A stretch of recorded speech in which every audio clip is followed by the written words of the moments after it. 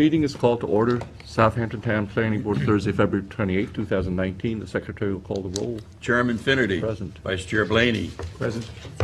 Board Member LaFaro. Present. Board Member Zuccarelli. Present. Board Member Long. Present. Secretary is here. Board Member Burke. Present. You confused me. I have to mix it up. Very good. We have a full board. Very good. Sir. Could we please rise for the Pledge of Allegiance? I pledge allegiance to the flag of the United States of America and to the republic for which it stands, one nation, under God, indivisible, with liberty and justice for all. Sorry. Do we have any minutes to approve, Secretary? We do. We have the minutes of November 15th of 2018. Very good. Do we have a motion? Motion? Motion by Jackie. Second. Second by Gloria, and all in favor, aye. Opposed, abstentions. We still have 7 yes. Very good. We're going to close the afternoon regular meeting and convene the afternoon work session. And we're back on for Lewis Road, PDD. And we have encouraging news from via email regarding jury duty or lack of. We're very encouraged about that. 2,700. That worked out pretty well. What number did they get up to? What's that? What number did they get up They to? actually called me in, I was in yesterday afternoon, but then they decided not to pull in the afternoon jurors. And when they did, I had a letter from the town attorney's office and indicating that I needed to be here to testify. Okay. So they then excused me from service. So with service, so that was good. Oh, good, so you're Right. off the hook, period, for a while. Yeah, for a while. For a while.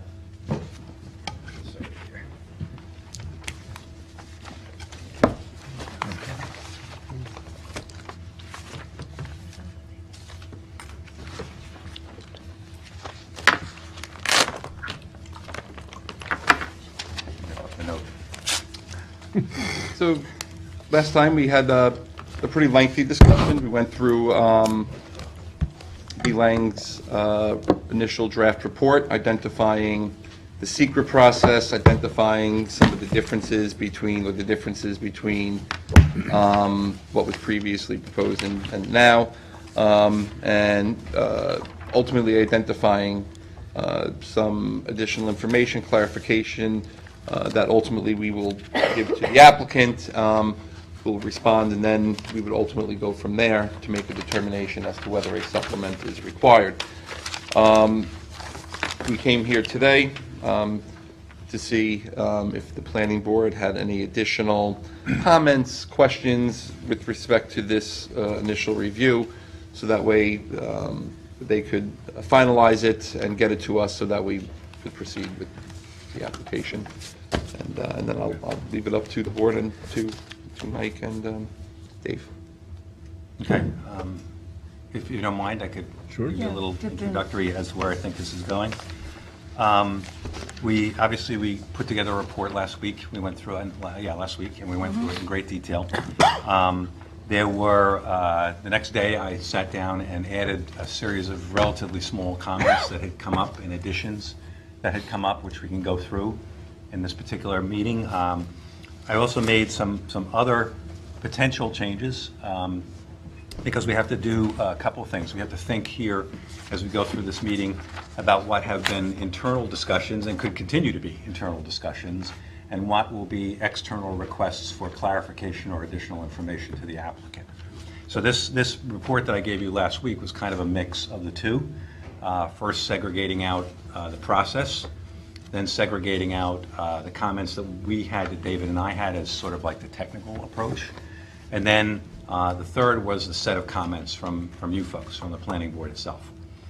So the way I'm looking at it, and we'll go through this in detail, hopefully you have the reports in front of you from last week. Yeah. With comments. Last week.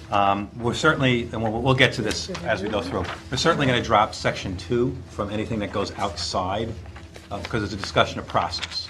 So that kind of relates to the planning board and to the staff, but doesn't relate to any questions that we would ask the applicant.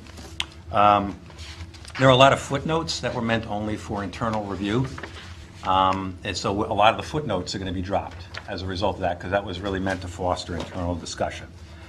There There were a number of B. Lang and Kimley Horn comments that were also just meant for review internally, so we're going to probably, I'm going to suggest dropping them. Whether we do or not is up to you guys. I already mentioned that the same thing is true of from the planning board's comments, that they were just internal comments, internal discussion. There was some references to scope of work. The only real scope, again, that's all for internal purposes, so that's all going to come out, with the exception of anything that relates to the PDD versus the PRD, because that is our scope of work, and we obviously want to continue to make that clear. And then secondly, anything that goes to the legal questions that were in part debated last week. Because again, we're not legal advice. From there, last week I think we came up with a process, but again, this is up to you folks, that I would take today's comments, Dave would take today's comments, and we would revise this report, actually probably make a separate report that would be for the applicants, to go to the applicant, and to say, okay, here are the clarifications, here's the information we're requesting. And basically, it'll be an edit of this report, but I'll put it in a separate report. And you could do, what we were anticipating was the planning board would then authorize the staff to go back and forth with me. In other words, I would do the draft, and then I would release it to the staff. I don't know if they would want to release it to you guys internally, or whether or not that would be a request, with sort of a markup of all the changes. So you'll see kind of the original stuff, and I'll track changes all the way through so you can see the changes. And then to either authorize them when we've satisfied, or they're satisfied that we've addressed all of the comments, to then release that to the applicant as a set of questions and comments. So that's kind of where I thought we were, where we are, and kind of where we're going. And so again, we have to distinguish between internal and external in our discussions as we go forward here, to be able to make those two different reports.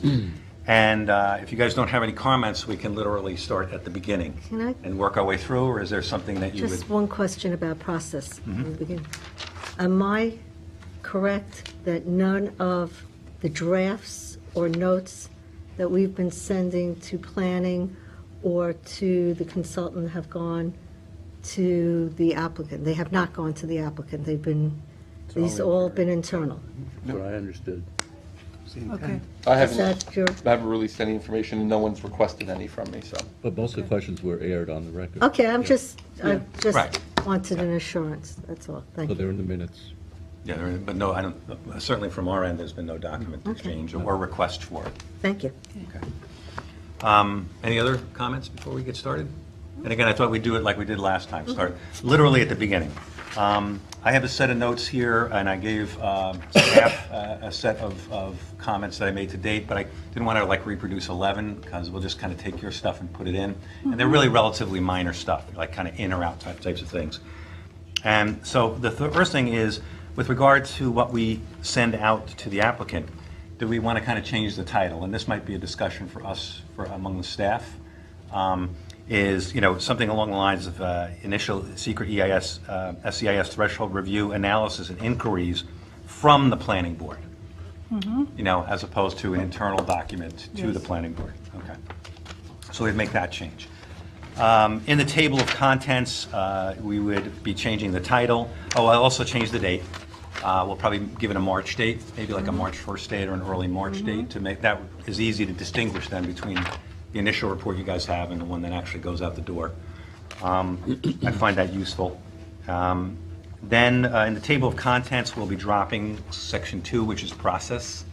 And we'll get to that in the document, because again, that's all internal to ourselves. And then in chapter 4, I'd probably rename it, rather than response to planning board commentary, I would just call it planning board commentary to date. Right. And again, a lot of some of it's going to drop because it's just for internal discussion and not for an external commentary. Okay. Going to the introduction.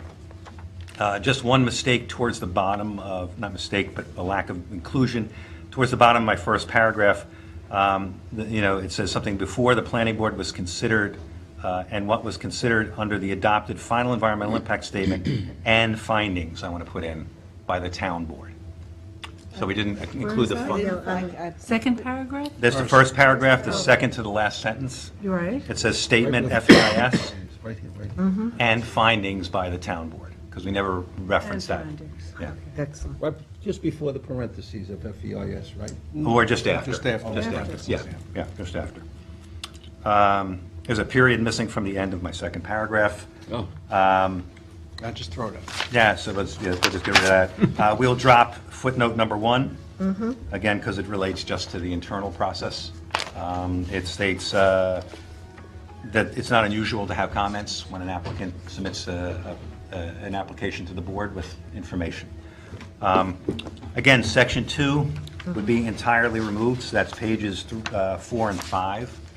Again, it's, still on the record, it's still our information, we're just not going to release it to the outside. Yeah, I questioned the 137 dwelling units in that process because I thought it was 118, and the difference between that is 19. Where does that come from?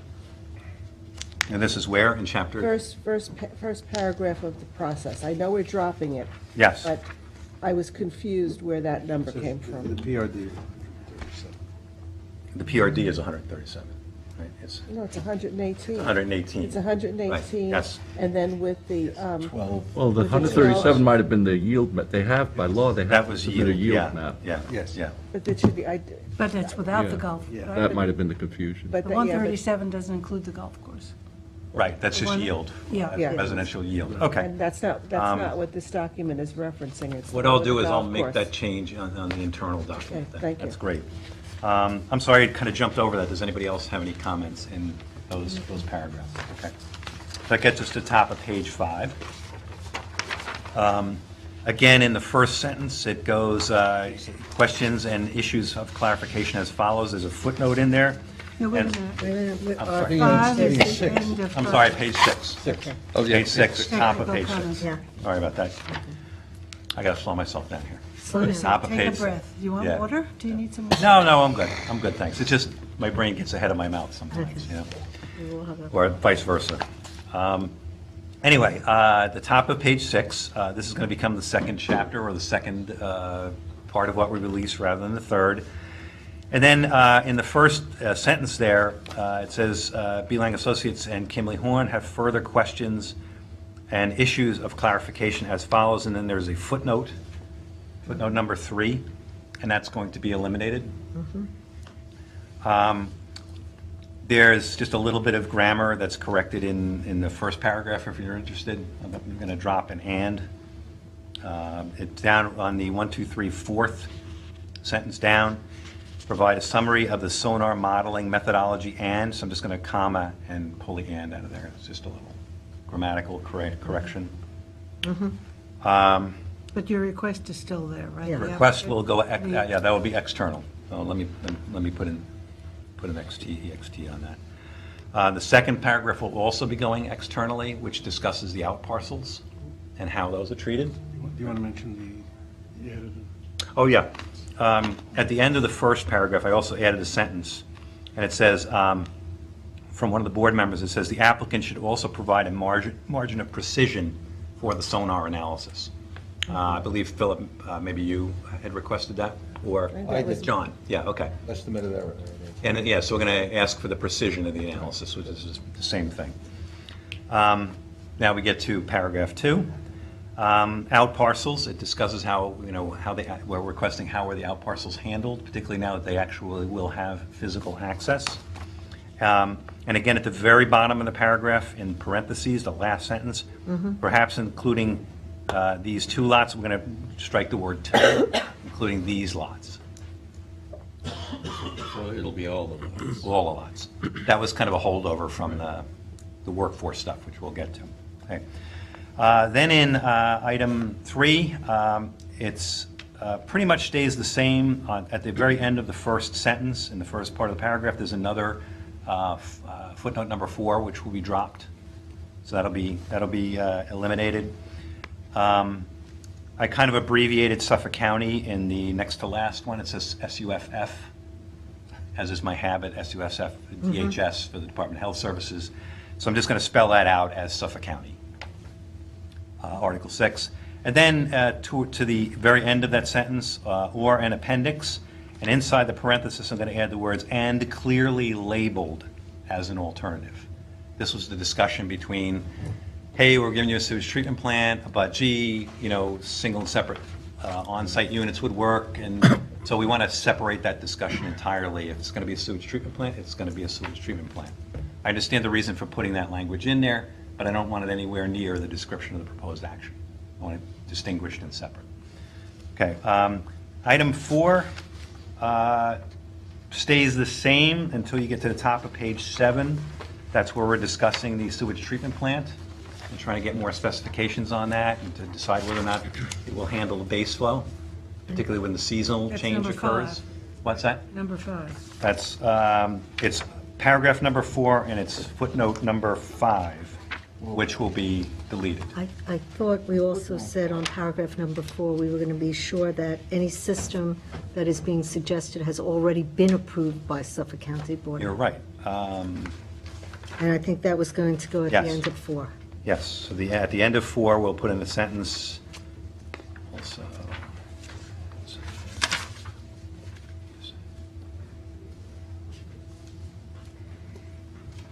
What was the sentence again? I want to make sure that there's a system that had already been approved By by the Suffolk county. On their approved. Any system proposed will have to have been approved by Yes. Suffolk County. yeah. And I forgot to put that in. Thank you. Yes. Any further comments on paragraph 4? Okay, good. Now we get to paragraph 5. Now, I'm debating paragraph 5 and paragraph 6, and you guys and the staff might help me too. This is where we go to the discussion between what is a public benefit and what is a mitigation. And so these two paragraphs kind of seem to me to be strictly related to that concept. And I don't know that that has to be, again, external. It seems to me probably better that it isn't. Not that it isn't, but you know, in other words, we're not asking any opinion or clarification from the applicant on this matter. But I think what we were asking for is in all of the analyses, whether it's the sewage treatment plant or traffic or any of the analyses, that the things that went into that analysis are clearly defined. As being either public benefits or Or shown, mitigation. actually, if they're part of the mitigation analysis, then they're not necessarily just a public benefit. right. I think that's, we talked All a right. lot about Perhaps we that. can ask the applicant to provide their input, and it's still a decision that the board's going to have to make. Okay. You know, we did have that discussion last week. Well, where does it say? You know, we haven't necessarily found it referred to as a mitigation, but we were still looking. Well, the same way I raised the issue of the affordable housing units are now on site. And I'm hearing back, well, they were included in the FEIS. I couldn't find it, first time, second time. And if they were included, they would be, by this overall data dump, I'm going to call it, Yeah. of all the pieces that went into the analyses, would then clearly identify, yes, they were there, yes, they were, no, they were not, yes, this might have been a public benefit, but we included it as part of the mitigation analysis. So that's where my head is spinning.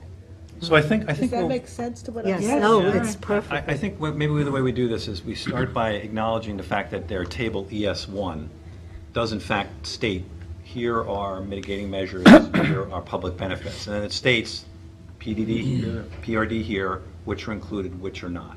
But we can ask in the specific analyses if that would at each time indicate how it affected the inputs to that analysis. But that's a more general statement, so we would wind up dropping these two paragraphs, 5 and 6, and making a more general request. Okay, yeah. What- As does long that as make long as sense? we get the answer, I don't care how it's asked. I'd still like to hear from the applicant. Yeah, that's what, Yeah. That's Okay, but it sounds like it's a more general question. Here I'm providing two Yeah. specific examples, Yeah. but the question is more general.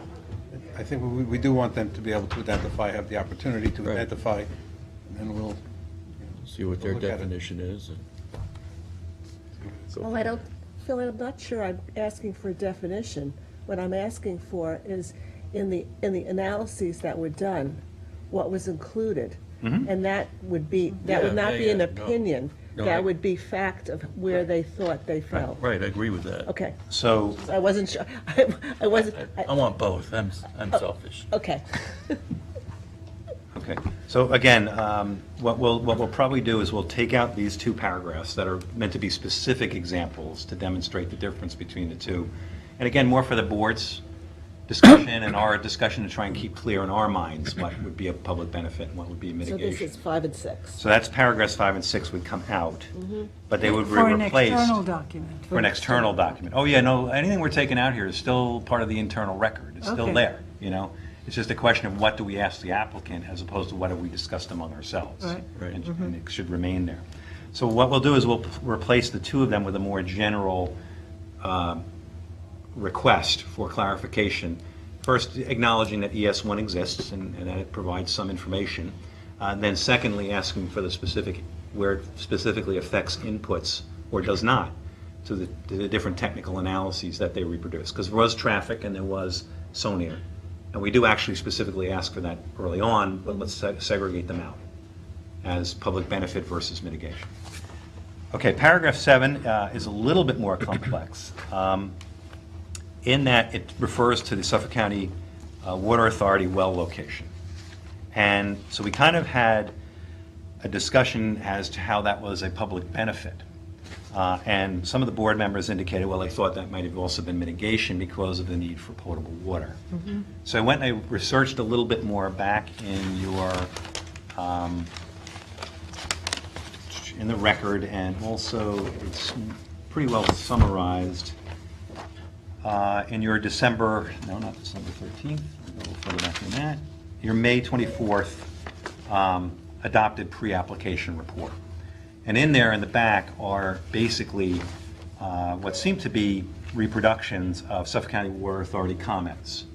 And there are two sets of comments. One is a letter dated November 6, 2017, which is a little bit more substantive comment.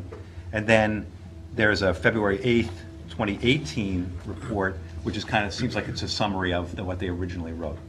And what they basically says is, you guys are going to have to provide your own infrastructure for your water systems in general. And then they distinguish between potable water, you know, drinking water and supplying the houses and the clubhouse, and then irrigation. And they specifically say none of our wells will be used for irrigation. But they never really specify whether or not another well will be needed for the potable water supply, or they expect the applicant to provide that, either on their site or on the new site. The distinction here is in the PDD, the Suffolk County Water Authority is going to be getting that new well location. 4-acre wellhead. 4-acre well location to, I don't want to say to replace the one they have, but that's kind of the idea, in addition to, on the very north end of the property. And I think what we're going to do is restructure the question to basically say, you know, given the fact that you've been asked to provide this infrastructure, a couple of things. Number one is, are you or are you not going to provide another well, whether it's on their property or your own property, for the supply of potable water, right, for drinking water? And we already know that you're going to supply irrigation wells, which is fine, but they have in there a reference to consultations with the Suffolk County Water Authority's geologist or geology people. So my question is will be to them, have you done that consult? And if so, what was the result of that? And finally, that given the fact that you're going to have to do all this infrastructure for the water, would they consider, because right now they're saying they've taken it out because it was a public benefit, reinstating that as a part of the project for the supply of Right. potable water? Right, right. You're talking about the PDD at this point. So shouldn't they have done, they probably did the consultation, in other words. Well, at that's, that point. no, it's not clear in the records that they did that. It's been requested by Suffolk Right. County, and I have not seen any paperwork saying, yeah, we talked to them and here's the result. So if there is, great. If there isn't, then maybe that should happen. And again, there's also this request to re-include the Suffolk County Water Authority moving that well as a part of this project. And again, it's a request at this point, but there is kind of Any a clarification? connection. We need like a clarification. Which goes back to And exactly. who's- I'm sorry, Rob. I'm sorry, I was saying that goes back to exactly Gloria's point, is whether these numbers using this well have been a part of the analysis of the water. Again, we have to make sure that we're not, Which wells, in other words? whether this optimum, putting in this new system, okay, has already been in the numbers, in the mitigation. Well, the new Whether it- system has already been in there for sure as, I don't want to say mitigation, it's actually a part of the project. It's a necessity of the project. So the system is in there.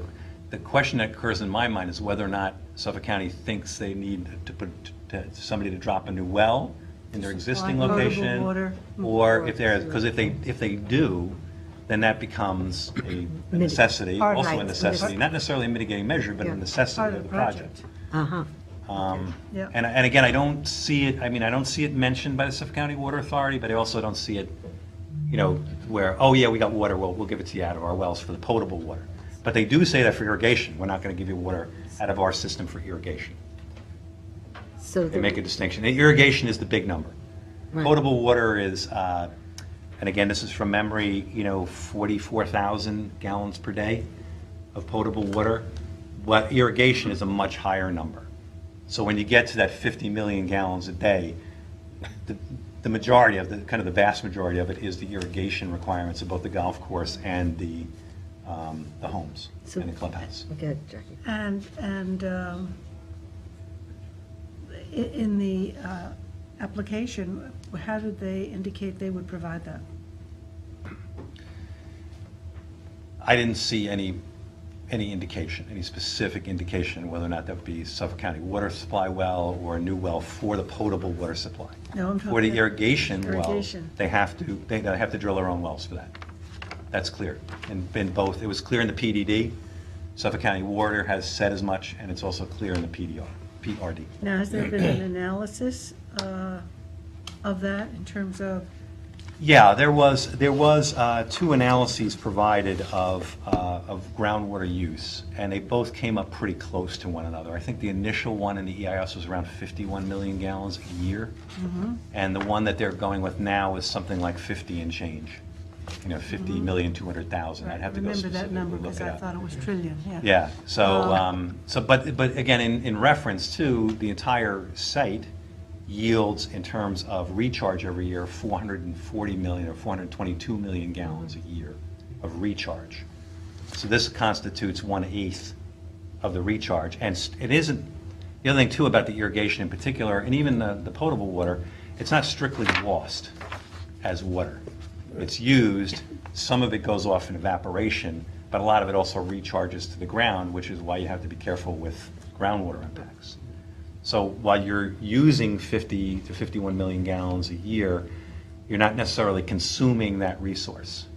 It's a recycled, there's a recycling that's going on. And the recharge numbers, how were they derived? There's a standard way to do that. You go to climatic charts for Long Island, and then you can calculate that recharge. It's something Suffolk County Water Authority has done many, many times. Now, again, I didn't check that their methodology was accurate. I didn't check the precision of that. But given the acreage that they have, I'm not surprised by them. In other words, there was nothing in there that caught my attention and said, ooh, I wonder if that's right or wrong. Okay, but I did not specifically check their calculation, no. And who's the "we" you're referring to for the infrastructure? You said we would have to. Oh, we meaning the applicant, or they said the Suffolk County Water Authority said you, the applicant, will have to supply that infrastructure, not we, the town. Pipes under the road. Yeah, good Pipes and point. transit. Just, I don't know if this is They'll have clarification, to- yeah, they- but in their report, they said, in the same manner as for the Hills PDD, the Lewis Road PRD will satisfy the above water supply concerns of the SCWA. It is expected that the project's preliminary design will be subject to more detailed engineering review by the Water Authority as part of the town site plan review. So I'm guessing that it has not occurred. And But it- let's That's a big question. we'll make the question. On page 2-. The Suffolk County Water Authority is mandated to provide water to the site. It's not something typically this is a standard as-of-right subdivision. Yes. The infrastructure is put in by the applicant. We've done this, for decades. Yes. And there's a termination, and then the Suffolk County Water Authority comes in to activate them. for potable water. Right. They can't turn around to the applicant and say, hey, you got 118 lots, that's a lot of lots, you better put in a sink in the well for your potable water. I don't think they can do that. Okay.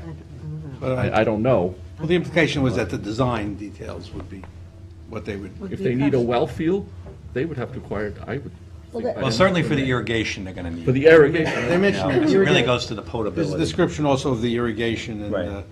project will install 2 new irrigation wells to supplement Right. that, so. But you don't have to be hooked up to Suffolk County water. No, you don't. So each of those I don't homes. know, the health department, would the health department require it? No, I would think so. usually do. For something this big, absolutely. They're not going to stamp, the health department's not going to stamp their map unless it's hooked up to Suffolk County water.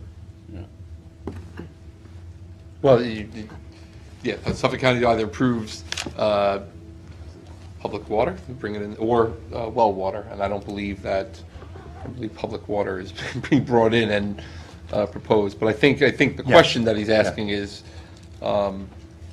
related to whether they had the discussions with the water authority about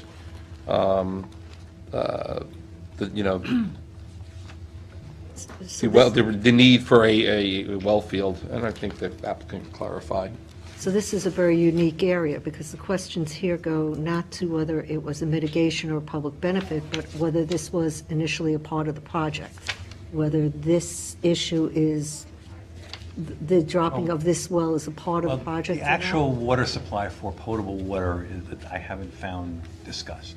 which should be It part may of the come project. from the existing wells, but I don't, I don't see in either of the Suffolk County letters where they say, yeah, we have enough water in the existing well field for the potable water. So that They has- Probably do, in their mandate or charter, or? Right. probably, in which case they would have to, if they didn't have sufficient well capacity, sink another well. Right. Yeah. It's not a limitless resource, Right. water. No, it is not.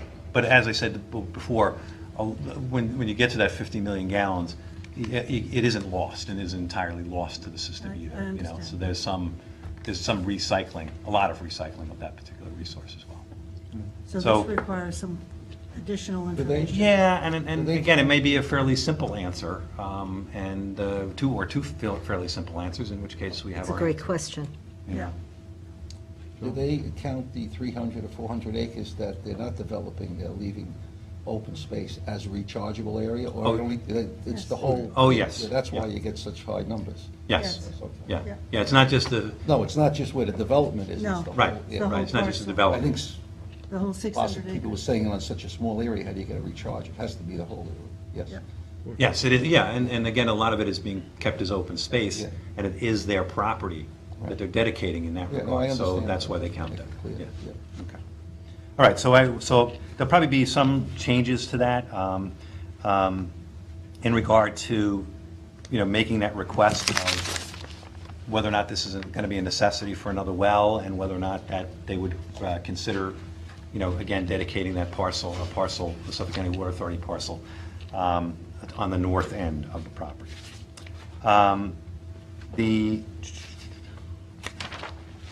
The item number 8, basically, Dave, goes to the finding statement that the town made and the language that was in it, since again, that's been acknowledged by the board.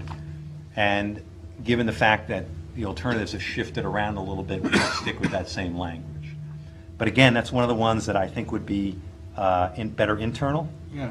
And so we would not include it in any external discussion to the town. So this is our item number 8, going from page 7 to the top of page 8. Item 9 talks about the workforce housing units. We discussed last time how we'd like to have the 2 off-site units included in the analysis. So they're going to be physically put in. But there was a very good suggestion by the staff, and that's that the planning board could require that the 2 units also be provided on site. Yes. Yeah, we, So I'm going to put a sentence into that regard.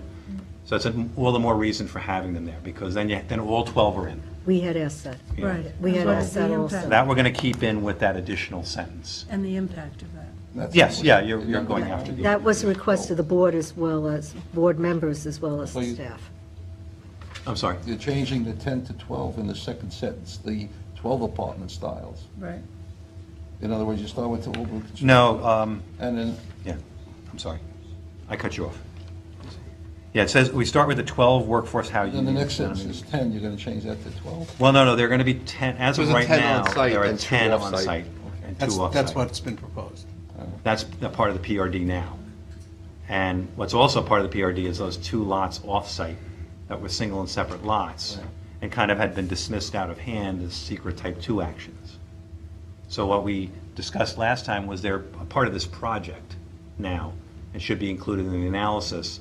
And then Anthony pointed out that the planning board could decide that all 12 should be on site. Right. And you shouldn't use the All right, off-site. so the option is to put 12 on. Well, he makes a recommendation to this board. He does. He makes a recommendation. So his, Right. and to be quite honest, his recommendation, Dennis, was at the time of the pre-application. And what his recommendation was that, that the units, as they were proposing them initially on the Parlato piece. And it was recommended that they, be proposed in either on site or some alternative other than that particular piece, because that sort of threw the project to a very different direction, since it was initially just be preserved. So his recommendation was that they be provided either on site or an alternative, but not the Parlato piece. But you're right. I think he's going to come in with the recommendation at the time we have a complete application, and he's going to say, this is good, I think this is, or I recommend this. And I think just having an analysis of the 12 in general Yeah. will be Makes sense. sufficient, I think, to address it. Because the 12 are going to be required, period, either 10 and 2 or 12, And then you have flexibility. Yeah. Once they're in, and then you can, you don't have to worry about that sort of like thing, little tag hanging out there. So, And I'm still asking the question about where this analysis is. I couldn't find it. Which The analysis? analysis of the environmental and all the impacts of these units on site, if they were not part of the initial PDD, Right. where are the effects of those units in the analysis that it takes it into consideration? And I will look again more carefully. Because but I looked twice, and I could be totally wrong, but I In couldn't the, find and it. again, I think it goes to the inputs of the traffic analysis and the SONAR, and we're asking for specific inputs to the SONAR, and that's one of the items that I want laid out specifically, is how did you account for these 10 or 12 units on the property in calculating the nitrogen loads? Right. And again, I didn't specifically see it in any of the text, but it appears to be in the SONAR analysis, which is the groundwater, and it also appears that the 10 units at least are in the traffic analysis. Because that, If they were not part of the original PDD, how could they be? well, they redid them both in this compliance analysis. Okay, The traffic analysis was redone for here for 2 reasons. One was the 10 units, probably, which we're saying now should be 12. And it was also done because of the reduction, because of the golf course membership. okay. Yeah, so again, we keep spinning back to the input. Right, What to the was, inputs to yeah, those different that's things. key. Yep. And again, in looking at the traffic numbers, and again, I didn't do a detailed analysis, they had backed off pretty considerably. Now, I didn't exactly do the addition and subtraction to make sure there was an addition and subtraction, but we can request that as part of the, well, we'll see it in the SONAR stuff too. Okay, so let me put that down.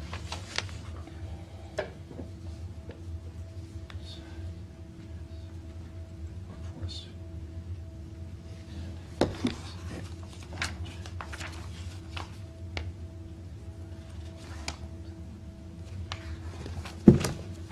I'll do the rest of that in there. And you're on number 10, right? So now, actually, yes, so now we're up to 10.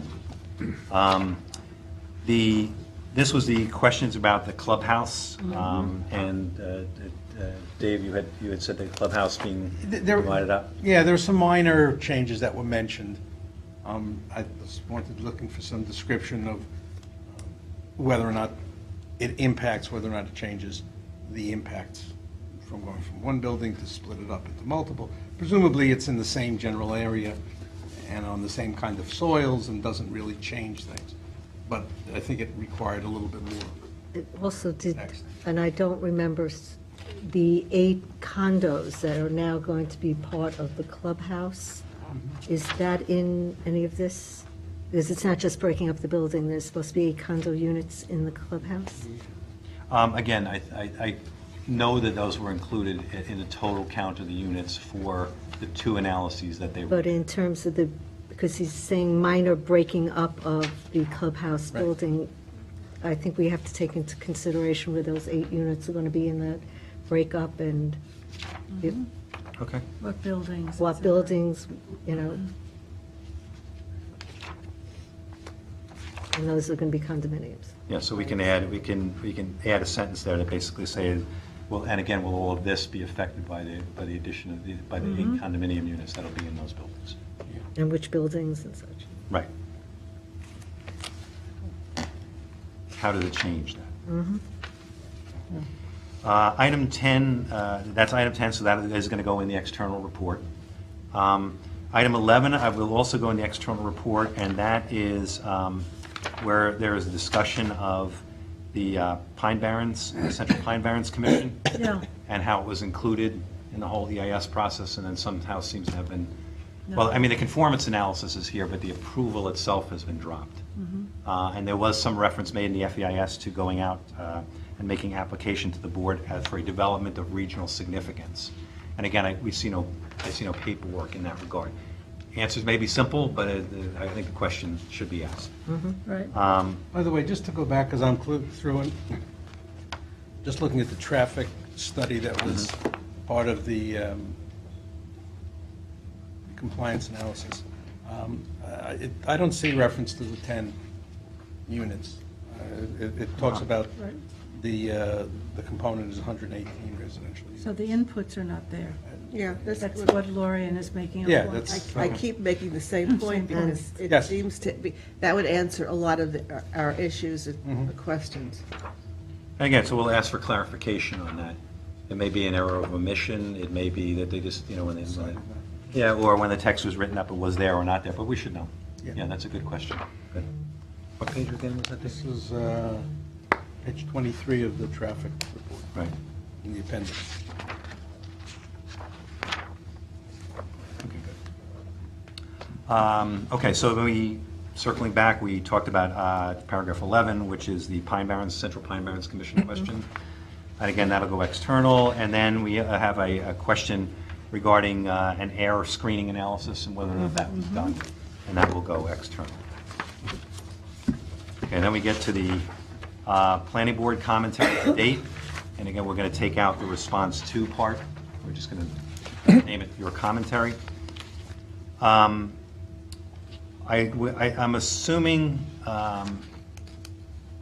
that we will leave in paragraph 1, which talks about the legal issues, well, the potential for legal issues regarding the covenants, but it also states that we are, at this point, accepting what's on the record, which is that it is possible to put that in there, that it is possible to have an enforceable easement, because that's what's on the record now, and we have to assume that. But Why do we have to My- assume that?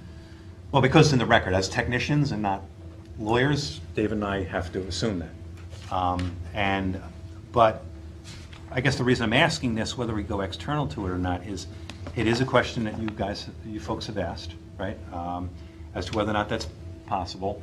That's a legal question, so we kind of referred you to the legal staff and you had a discussion. Fortunately, Kathleen, you weren't here, of that.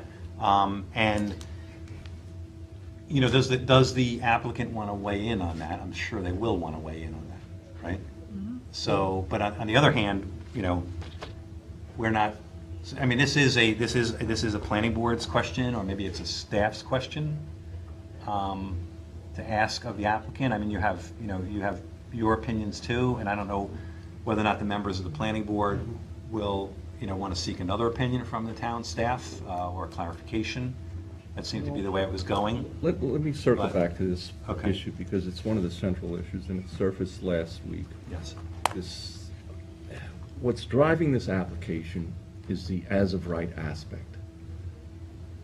The seasonal use, the part-time, whatever you want to call it, seasonal part-time use, was a function of the PDD, which involved this change of zone. It had certain conditions, mitigation, there was off-site mitigation, there were offsets. Now we're processing an as-of-right subdivision.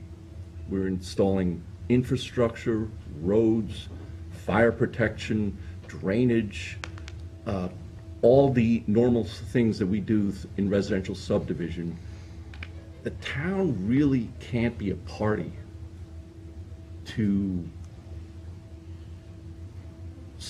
seasonal use, part-time use.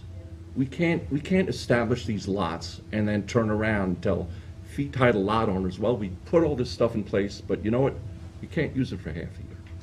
I don't know that we can be a party, and I did some research. We've never established seasonal lots. Now, the applicants are gonna do it, and I understand it's my understanding there's a certain tax shield. In other words, many of these lot owners, they're out-of-state residents, they're gonna use this restriction by the HOA to, as I say, to step out of the New York State tax requirements. Hey, we're not New York State residents, here's our covenants, here's our restrictions. We can only use our property, 180, whatever that number's gonna be. But as far as the town being a party to it, enforcing it, monitoring it, it's not something we've ever done. And it's not part of our routine, our normal subdivision process. It was in the PDD because that was a legislative act. But we're basically establishing single and separate lots and maybe a few condominium units for under the normal subdivision process. Everything is as of right. They've got their accessory use, they've got their lots, it complies with zoning, they establish roads, they have to comply. So this whole concept of, I understand the applicants are gonna do it, but it also allows them to modify it. It gives them a lot of abilities too. They can modify it, they can change the conditions. At some point, they may eliminate it. Again, this kind of goes to the legal argument. Well, In other words, as technicians, we have to accept one or the other. We have to accept the fact that it's a seasonal use, and that will have certain impacts, and that's, I'm assuming, enforceable, or that it is or can be a full-time use, and that would have a different set of Exactly. impacts. And it's a fairly threshold question.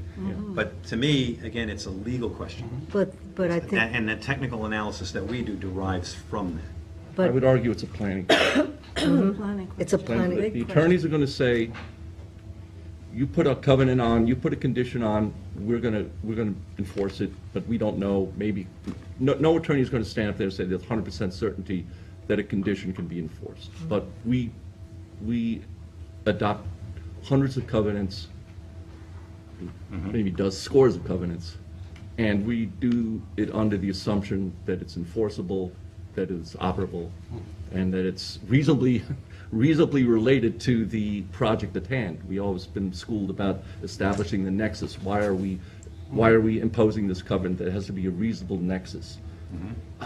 What would be the reasonable nexus of mandating a part-time use? This complies with zoning. It has all the infrastructure, all the safeguards of year-round use. Why would the town impose this? and from a planning point, I'm sorry, please. And if the town's not going to be a party, this seasonal use may be modified or may be eliminated at some point in the future. So from a planning point of view, And is that, We need the are the information. effects, as our consultants, are the effects of not having part-time use, has that been contemplated in the FEIS? No, it's not. No. and that's, And then It's how not. would you go about it? I'm just trying to think this through. I haven't had this, but I know I've faced it in the past in different kind of uses. For a while, for example, anybody who proposed hotels, there was always the, well, what if it becomes a homeless shelter? It could be a Marriott, it could be anything, but when people were concerned about that, and those questions arose. Or what if someone proposes housing that's for seniors, but if turns out there's no market, and then they decide they want to market it, and they come back and they need to market it to non-seniors and now have school children. except that this is a fee simple ownership, and it's a fee simple ownership being built as of right. And so we, as planners, have a responsibility to understand, as Dennis has already said, if the seasonal use is not there, what are the impacts? And that is very clear So we turn to you for that. for that. But let me go back again, because we get back to, and we keep jumping back. the question to me is, how firm if the town is not involved, how firm are those restrictions on the use? They're internal. But, I don't know, It's like. but are they filed covenants that are, I don't know. It's just like they might have a private party, you have to do a certain window treatment inside your unit. And if the homeowners association says, well, now you can do a different unit, But I- So it becomes But, homeowners. Which becomes a is home. what Determination. But Dave makes a good point in the fact that are they registered? well, I we don't know, don't, I live in a home, I live in an We don't HOA, have I live in an HOA, which, They are filed in the county. Any covenant that runs with a property would typically be filed in the county clerk's office. and the question is, again, from our knowledge, the question is, can that then just be changed by the, depends on the covenant. Yeah, it all By depends whom? on the four corners of the document and the language in that document. Yes, And okay. so the property owner will decide, or the developer will decide how that could get changed, if at all. so can it be, again, I'm the president of a 3-unit condominium somewhere in Massachusetts, and we've got, the guy who built it set a bunch of guidelines, I have it there, and if the three of us get together, and go, no, we don't, we're gonna change it, obviously, we can change it, no one else cares, it doesn't affect anybody. Can something be drawn in a way that satisfies you that it is permanent? Irrevocable. if the town is not a party to it, I don't know. But that's, don't know. I If it's think not a you're condition of jumping, approval. I think you're the jumping point a is, though, point. Once we approve it, the town is a party to it. I, No. We If we act put a as a condition- board of the town, and when we approve something, what we approve has been approved to the town. So if someone wants to change it, the board, acting, can take legal action to stop it. Yes. Now, it may be a hierarchy where first you go to the homeowners association, and then maybe to the school board, and then eventually. But the point is, when we approve something, we've approved it for the town of Southampton. It doesn't Right, am I always correct? end- No. Therefore, the board has the final obligation Which to make board? sure that Oh, which development board? has to be done If it's- according to what we approve. But if it's No, not in our no. resolution, if it's not in the document, Ex- in other words, we put covenants and restrictions on our maps, on our Right. projects. The property owner then goes out, puts additional covenants and restrictions. He So they can't. still have to come to us. No, No, doesn't. they never No. do. They have to get it approved by No, the they town. don't. They never do. Right, then it's, if this is in the plan, though, is it No, not? it's not. No, it's not. It's, Understand- it's not something the town's gonna mandate. Yeah, I But- think what the chairman is suggesting, Mr. Zuccarelli, is that that component be taken out so that it's no longer in your review. So that seasonality, that occupancy issue is now gone. And if the applicant decides that they want to put it on themselves, they can do that, but it won't be for you to review. And I it think doesn't, that's what the and it chairman- doesn't inure to us, okay, to our benefit, which makes the difference also. It'll be seasonal within. So the direction here is once, what? Does he Well, go ahead, Robin. You- the direction here is for us as planners, what they're going to internally do on their seasonal, am I correct, Mr. Chair? Chair will correct me if I'm misinterpreting what he's saying. What they're doing is seasonally is their thing. The nexus, the quid pro quo that gave that covenant power to us arose from the PDD. PDD no longer exists. So now, when you are lining up benefits and you're lining up all these other issues, the PDD no longer exists. The two connections between the law and this board or the town no longer exists. It's an internal covenant that they are going to put in, or restriction that'll be enforceable by their homeowners association, which means that it could be changed, and gives us a responsibility as planners to understand that after the sponsors leave, they do change this, what is going to be the effect to our town? Right. So that's what we have to look at. And that's what we need you to do. The impact of Because they are doing fee ownership. a full, Let me ask it another way, I'm trying to say. If this restriction was part of what they're proposing, and then the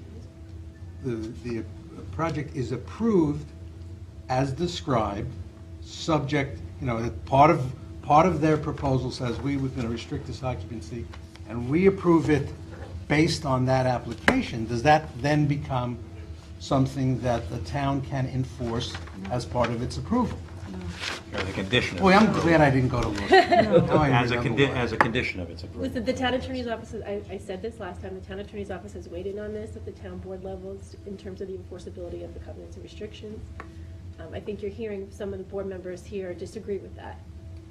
Well, I'm just trying to get up Well, to it's speed. not an But enforcement issue. what they're saying is that it's a different situation Okay. now. It's a It's an different internal project. issue with the project. It's not something, the town's not going to be a part of. We're not going to mandate it. It's not going to be part of the resolution. It's not going to be a condition of the covenants. It's not going to inure to the town.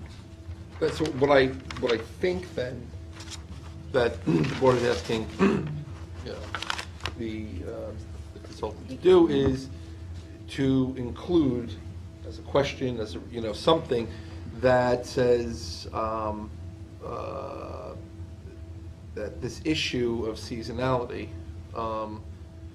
would need to be addressed. In other words, the question of whether or not you're not making a determination or a recommendation either way in that regard. I wouldn't You're suggest doing an that. analysis. But I We're think you doing would an raise it as a analysis. question to say that this issue, is not resolved, we're not going to make a recommendation, but if that in fact becomes an issue, that the nature of the environmental review significantly changes, and I think that's sort of what the I board don't is. know that it significantly changes. I'm But sorry, I it should not warrants- say that, that's not my It warrants job to say revisiting, that. and there are going to be minor impact, that the primary impact is going to be the school district. School district. And the applicants are probably going to tell us how, I didn't mean to cut you off, Phil. No, it's The applicants are going to probably tell us how golf course resort-type communities generate far less children if it were seasonal use. They're probably going to tell us that. There's going to be some minor impact to the groundwater. We have sewage treatment now. There's going to be a minor impact to traffic. Traffic, there'll be a traffic. But you're not talking about significant impacts, but impacts. That we have to look at as a planning board. Well, then the question Can I- becomes, Phil- then the question Phil's becomes. been very does it- patient. Does it become For significant? once in his Well, life. that's, we have Well, to, that's what we need you. Well, listen, I'm not going to say that here. it suddenly occurs to me that we have to say, not only to our consultants, but agree as a board, that, yes, applicant, we hear you, we know what you're telling us you want to do, but as effective planners, we have to adopt a standard that considers that this is going to be a full-time, full-use Perfect, perfectly Yes. said. application. Yeah. And This is what we've been saying. your responses are now going to change, Yeah, you're going to have to do more work. right? Yeah. Yes, that's Well, what we've listen, been Dennis, saying. I got something Dennis right. said it very Thank you. clearly. Thank you. This board does not Patience approve, is a virtue. as a general practice, seasonal uses. We approve We've standard never, subdivision, year-round, we don't approve temporary commercial uses. When people want to do pop-ups, we tell them, no, we do permanent So I think that's what he's saying, is that the nature of what we review is an as-of-right subdivision under the subdivision regulations and the zoning code. yes. And so the seasonal requirement And is that's not what's something we driving, typically. that's what's That's- driving this project from the beginning, Yes, Oh, yeah. the as-of-right nature. yes. Yes. This is kind of a fundamental question. Right. It's Yes, almost, we would that's be why. opening ourselves, where did this come from? And to kick this issue down the road, to kick the can down the road on this issue, I think is not responsible. I agree. Okay, so as you were suggesting, that'll become structured as Yeah, the I think it's part of applicant's the, what you'll. intent and what their we opinion need you to look is at it. legally. We need you to look Yeah, at You it, look at it Yeah. for, so that as if, a, For the Potential. potential impact on I got it with a big arrow. fabulous. Yep. Red pen. does that satisfy? Yes, council's, yeah. Council is smiling, that's always a all good all sign. council on this side of the table is smiling. I know one is, anyway. So that requires some kind of Well, supplemental it stuff. requires review from input, feedback. Then we will be restructuring that first paragraph accordingly with regard to clarification and statement of intent. in this regard. And again, that, it's separate from the planning analysis, but we want input from the applicant, and I'm sure they'll want to provide input. So item number 2 is completely dropped then, because again, that goes to legal analysis. And so we're going to drop that. Planning board item 3, Roman 3, is do we, No, item 3 was really an interpretation. so it really goes internally then, right? Yeah. Okay, so item 3 is internal. Yeah, that was relating to the zoning requirements of the Workforce affordables, housing. but this is a Yes. cluster plan, so Right. this board could Right. set any setback, so that's really what it Right. was talking about. I have indicated on Roman 4, the planning board's comments, that's a discussion of water use.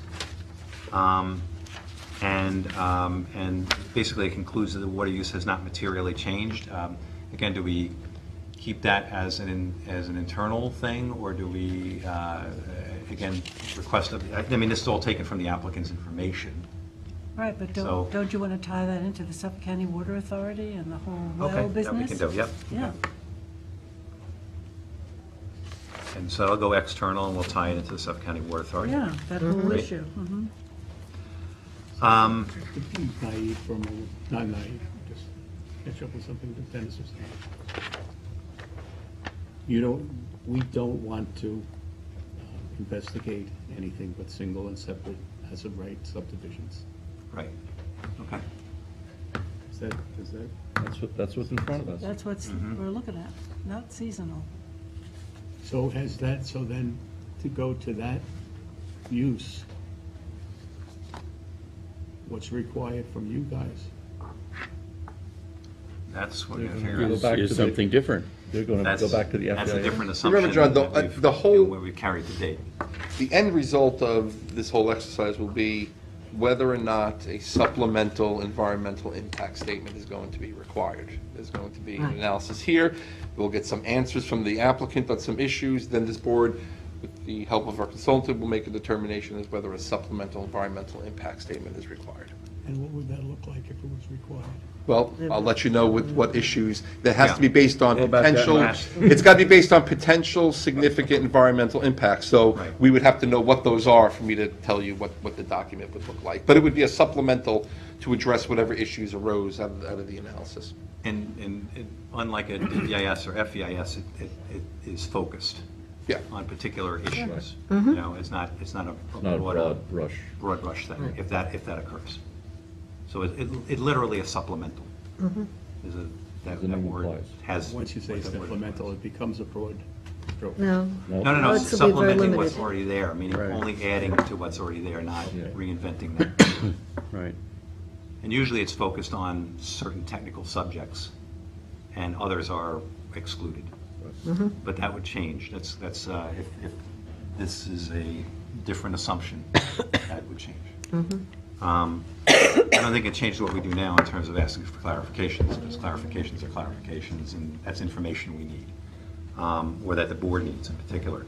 But it does implement, it does change after that, once we get those responses, how we approach this whole thing. We have a question to answer, which we haven't answered yet. I don't think anything we've talked about so far today fundamentally changes, except for the discussion about the legality. Yes, Yeah. So yes, yeah. we're still good. Yeah. Item 5 in the Roman 5 is a discussion of Pine Barrens credits. And what we've asked is for them to provide, for the applicant to provide a single complete table with, you know, here's the PDD, here's the PRD, here are the credits. For example, I still know they're transferring credits from the North Hills side, you know, down to the southern property. So what other credits are going where in the two processes? We can see them right side by side.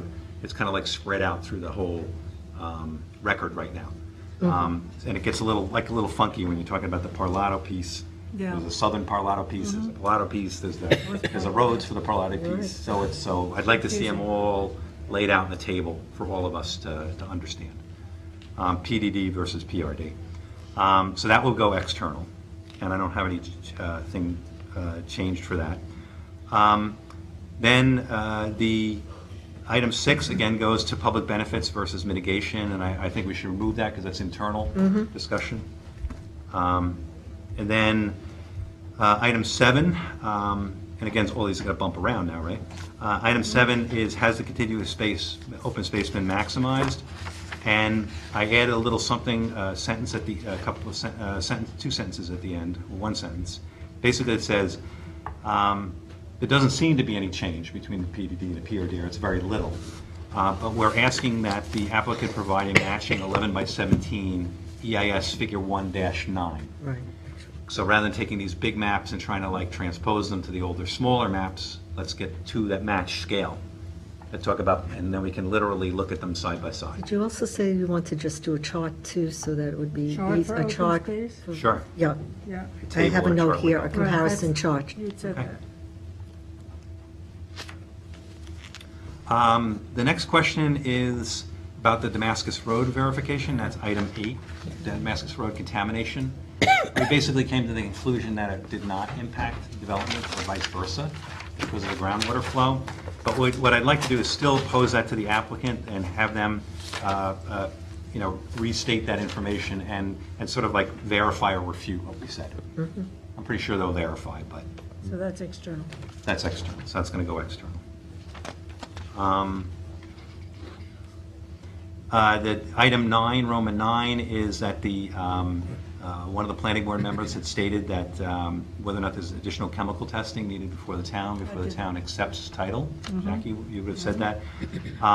And on their secret compliance analysis, the applicant's secret compliance analysis, figure 2-2, it states that there's no known or suspected contamination on the parcels, but there's no narrative in the secret compliance analysis to support that statement. So I'd like them to provide support for that statement. Okay. Okay, then the next one is the clubhouse parking areas, and this is item 10. And basically, it went to hazardous waste storage or spillage or things like that. And what we're basically asking the applicant to do here is to either state that there's been no change in their contingency plans or their plans, because you do have to have plans for storage of different, hazardous materials. They have to be in certain units. And by breaking this up into pieces, has that changed? And if not, say no, and then refer us back to the specific sections in the DEIS or the FEIS, and we can go from there. So we want them to provide some remediation possibilities? No, or they really already have, from what I can tell, in the DEIS and Mm-hmm. FEIS. They talk about the storage of these materials, and there's a whole plan revolved around that. And it makes sense because they have a golf course, and so you deal with these materials. Sometimes they're in the basement of the clubhouse, sometimes they're not. So what I'm asking them to say is, now that you're kind of breaking this thing up into 3 units, are you breaking up that plan into 3 units, and has there been any other change?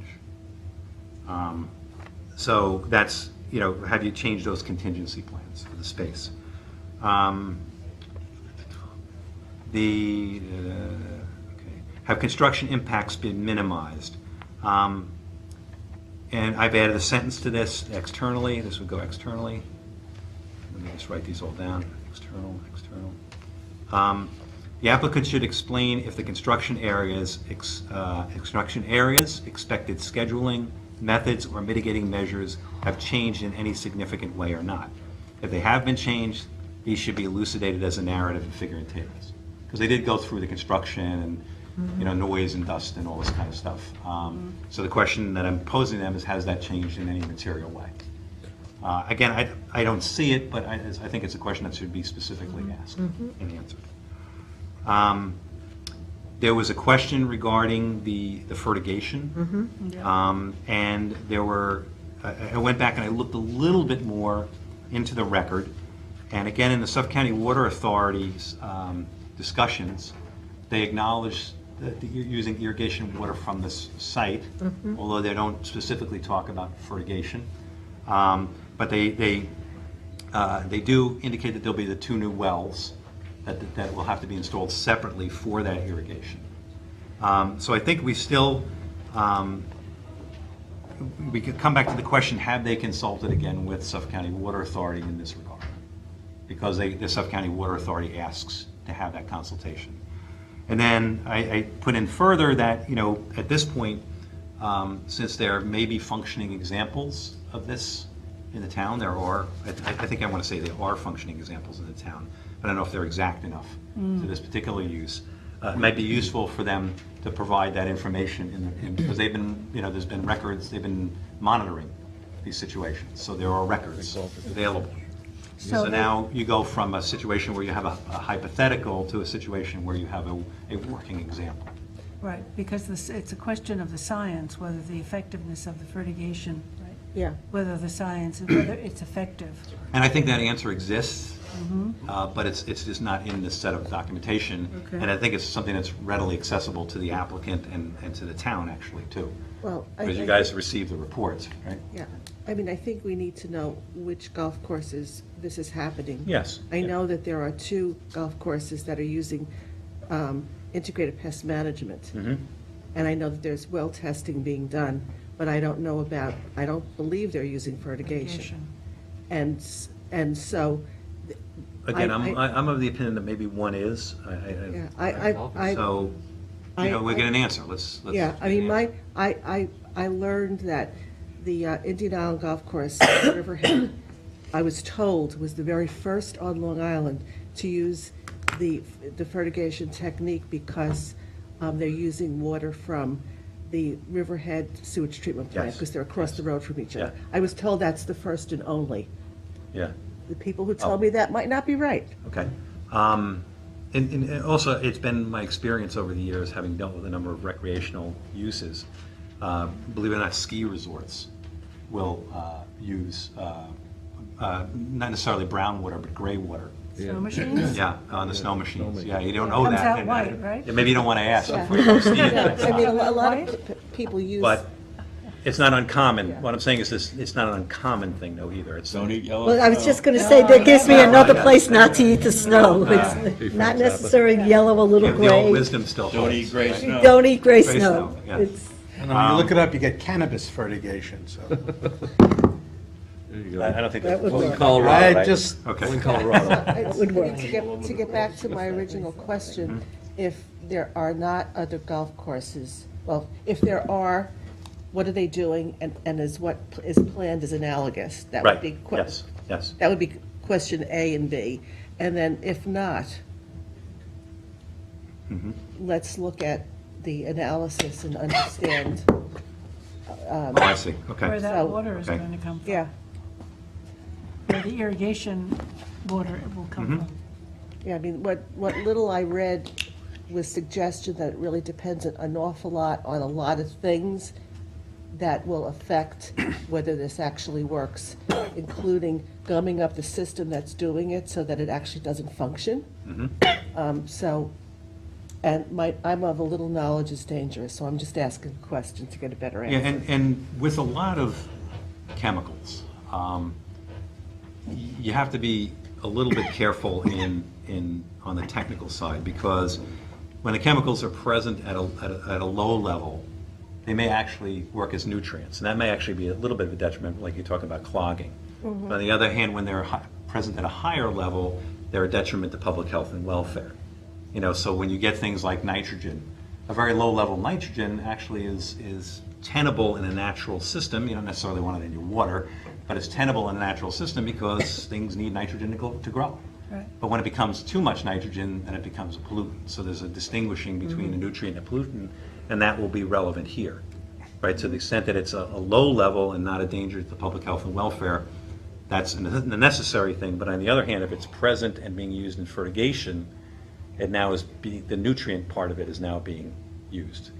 So anyway, that's kind of, as a general thought, that's kind of. I think also separation you on have the to make. fertigation, if there isn't a system comparable here, and we start to look for systems in other states or on other developments, we have to be careful with the seasonal nature of this one, that we are only going to be using the system a certain period of time, and whether that affects the effectiveness of the system on a seasonal nature. So I think in comparisons, we have to be careful what we base it on.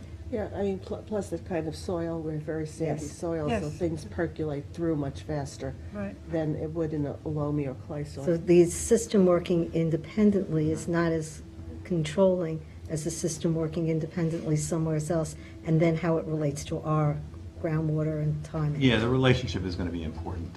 But of note, I mean, there are certain things, for example, the applicant has proposed under the greens, for example, to have a liner and a recycling system under the greens where there's more requirement for fertilization and maintenance and pest management. So I know to a certain extent, you know, there's a sort of a And practical application side that's already in the record. And But- that kind of stuff has been done with existing golf courses that this town has approved. Yes. It's my understanding is the fertigation Fertigation piece part, yep. is the new nuance. Right, and it is in the Aquifer Protection Overlay District. Yes. So that's key, and, but in terms of, you know, small amounts of toxins accumulate. The Hampton Well- Bays Fire Department was just put on the Superfund site Yeah. because of an accumulation of perfluorocarbons. PFAS. Yeah, and again, what I'm talking about is more basic chemical constituents like nitrogen and nitrates and phosphorus and phosphates and I'm not talking about the man-made chemicals or anything like that. I'm talking some very basic chemicals. And in this particular case, we're talking about nitrogen and not anything else. If there's anything else, yeah, that's a whole other story. But things like nitrogen are in one level a nutrient, on the other hand, they're a pollutant. Right. So it's just something I think in your minds as planning board members, you just got to keep separate, Yeah. you know, sometimes. And again, it's a different situation in groundwater than it is in surface water, Right. you know? So, but yeah, when you go to other chemicals, man-made chemicals in particular, chlorinateds, fluorinateds, then it gets to be a whole other story. All of them Entire are, benzenes, all of them are much more dangerous and have really no nutrient component at all. I'm talking about real simple, basic chemistry, Right. which is what we have here in nitrogen. Okay, now we've gotten to the last two, which are Roman 14 and Roman 15, which is Roman 13 and Roman 14. Roman 13 talked about analysis of a 137 lot project as an alternative, and that was in fact discussed in the FEIS. So again, we'll be dropping that from the external considerations. And again, that's sort of an as-of-right thing, we kind of discussed on the way in. And then there was a question about the FEMA map, so we will be dropping that too, because the Right. project is in fact outside the FEMA zone. Okay. So that kind of gets me to the end of my report and comments. Dave, if you have anything further? And Came in as appropriate. So, Dennis, what do you think? My recommendation? There are some changes, right, that they're gonna make. And I'm wondering if we have them make the changes and we bring it back at our next meeting Yes. for discussion. 14. And we'll try to get something beforehand. Yeah, oh, we yes. get So some- that way, we're ready at that point to say here and then, 14. But that's just the changes in this document, or everything else that we talked about, which is another, no, I think what we'll do is provide you with. just do this, Well, I'm going to divide this into two pieces. okay? Okay, the first piece will be some revisions that we talked about that'll be on the internal discussion that we had, and we'll set that aside. That'll just be a revision to what you have already. Then secondly, which will be a derivative of this, are all the pieces that will go external as questions, clarifications to the applicant. Okay. So it'll really, I'm going to try and divide it into two Divide it documents. into two. And then the second document is really the one to discuss at the next available opportunity, because that's the one that will be going outside to the applicant. You know what I mean? I think will be, But based upon what we've discussed today, I think we've sort of put an additional load on your plate Right. if we need to look at this from a slightly different aspect, which is as a complete. So Yeah, if that's the case, Yeah. I mean, be sure that, you are not cheating yourselves out of hours and. No, what I think, Phil, and I'll let you guys add, but I think that the issue that you talk about, the legal matter with the covenant, is easy to raise in their document. I think there's going to be a second component to that, is based on that, and then what we get back from the applicant, then the more difficult decision will be is whether or not a supplemental is required because of that. And I don't really want to approach it in a matter of, it's really not a legal issue. Okay. Oh, yeah, I'm sorry, and I keep Planning, phrasing it like it's a that. planning It's a issue. planning issue. Because that's really outside, the legalities are outside the scope, as you pointed out last week, but ultimately, we need a recommendation from you whether a supplemental is warranted. Yes. Yes, that's what. That's- This affects that decision. Yeah, and that's, Yes. I'm hoping we As a arrive at planning that matter. on the 14th. Okay, so I do have one little Was thing that going on. too ambitious? It's at 2 o'clock on the 4th. Well, I mean, there's a lot of, I- we were requesting the applicant to address some questions, was really how this was all, you know. But do they rise to the threshold of a supplemental? Well, this one could, and so I think it would be in the board's interest and the applicant's interest and our interest to get a response from the applicant in Okay. that regard as well, to consider. Then we've considered the full range of opinions, as opposed to, you know what I mean? You have to make the decision ultimately, but I think it's important for the board to be open in its process and to hear that, to make an informed decision. But how else would you go, how else would you secure the information? Other than through the process of a supplemental? That's something we have to consider. Yeah. That's, you know what I mean? That's That a to me question I the can't base- answer right That to me now. is I mean, what's on the today's- table. Today's discussion introduced significant Yeah, changes. circumstances. And should we be looking at the specifics here and providing questions back to the applicant, or should we be looking at the whole supplement, picture right. and try to do it at once to be efficient? Some of these And- are just clarifications. Yeah, Yeah. They're just, the applicant think you're- probably can answer them in a sentence. In fact, they were there a couple of weeks ago, ready to jump up and interact with us right then, and I'm sure you didn't want that, but probably within 5 minutes, a bunch of these clarifications could, but there are others that may not be. Okay.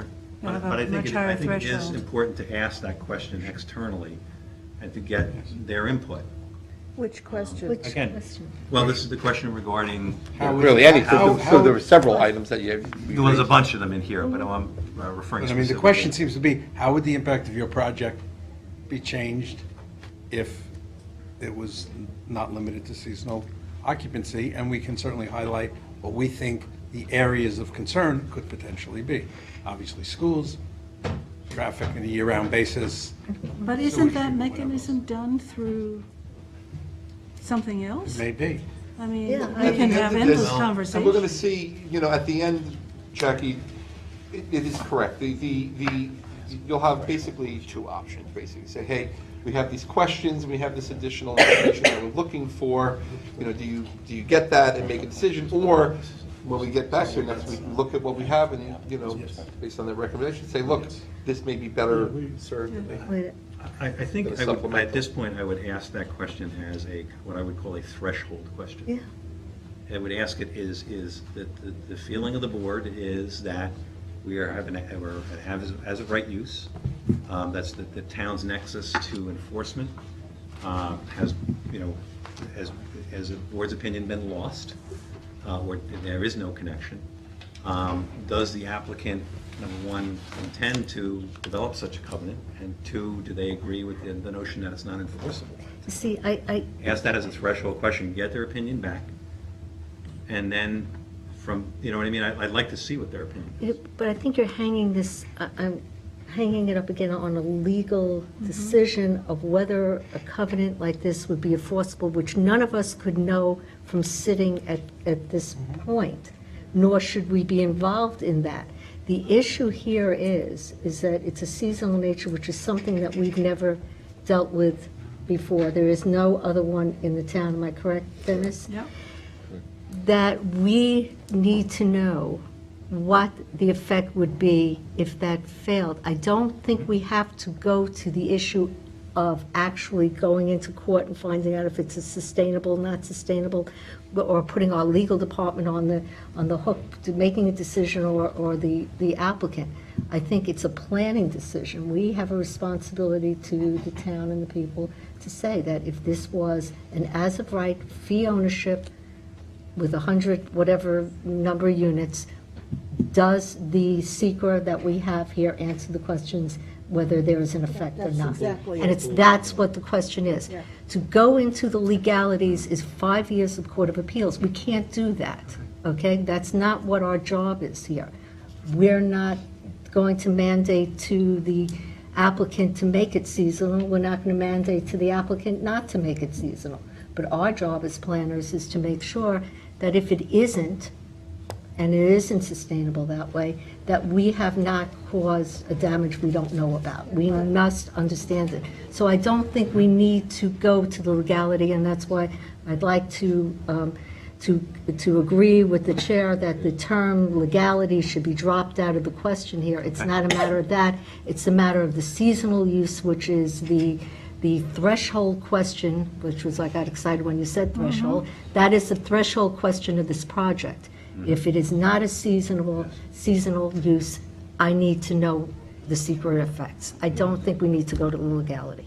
What's the implication if it's Very clearly. 24/7? Good, and he said he How's would it affect identify all these charts? Those charts that are issues affected? that would potentially. Which impact charts it. are affected? Which, is groundwater affected? Is traffic affected? Is, what is affected by this? And do we need a supplemental to answer how it's affected?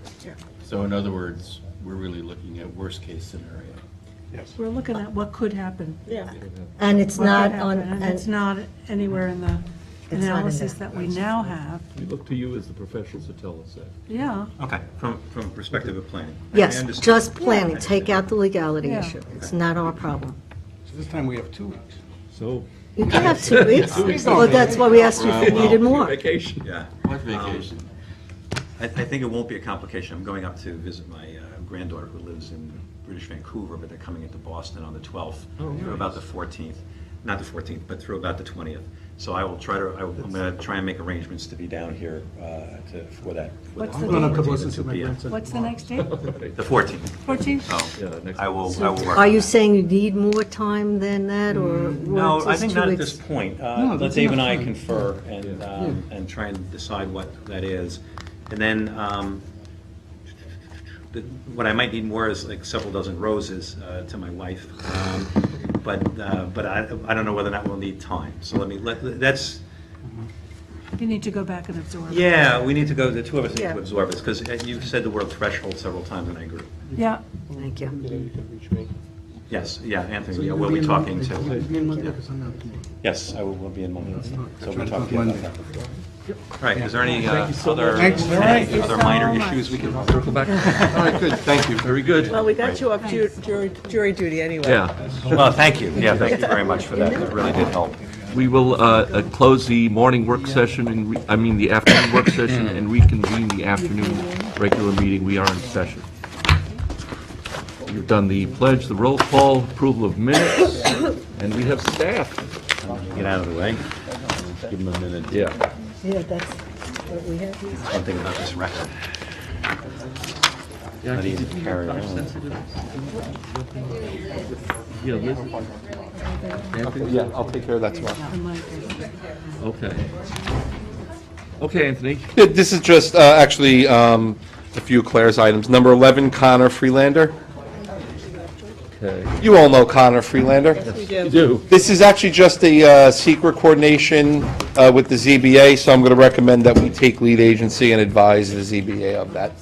yes. Absolutely. Motion by Phil, Second. second by Florian. All in favor, aye. Opposed, abstentions, 6 yes, 1 absent. And then just one add-on, Dennis. Yes. Bridgehampton Commons, TJ Maxx. The maps are there for signature. Wow. Very good. Good luck with that. Yeah. Okay, that's the add-on item, Bridgehampton Commons. Dennis, you signed the thing? Yes, I did. Thank you. Thanks, Anthony. Matt, are you jumping in? Okay.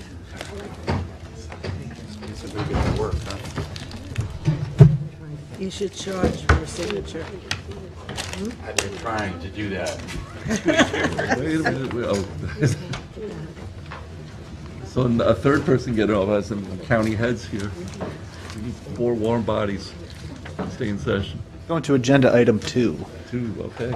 Gina Webster. We did discuss this. It was tabled at the last meeting on the 21st of February. This is for a lot line modification at 6 and 8 Baycrest Avenue in the hamlet of West Hampton. I did add some attachments to the resolution concerning the variances and the ZBA decisions. I know there was some discussion with the board whether there were public hearings, whether the public took any interest. I did have the opportunity to read through the decision. It doesn't seem that the public weighed in at all, and I'm recommending to deem this complete and waive the public hearing requirement for the final application. Okay. 30-day written comment? Yes. Very good. Do we have a motion? Motion. Motion by Gloria, Second. second by Jackie. All in favor? Aye. Opposed? Abstentions? 6 yes, 1 absent. That's it. Right. Moving on to number 8, I have Brennan and Criswell.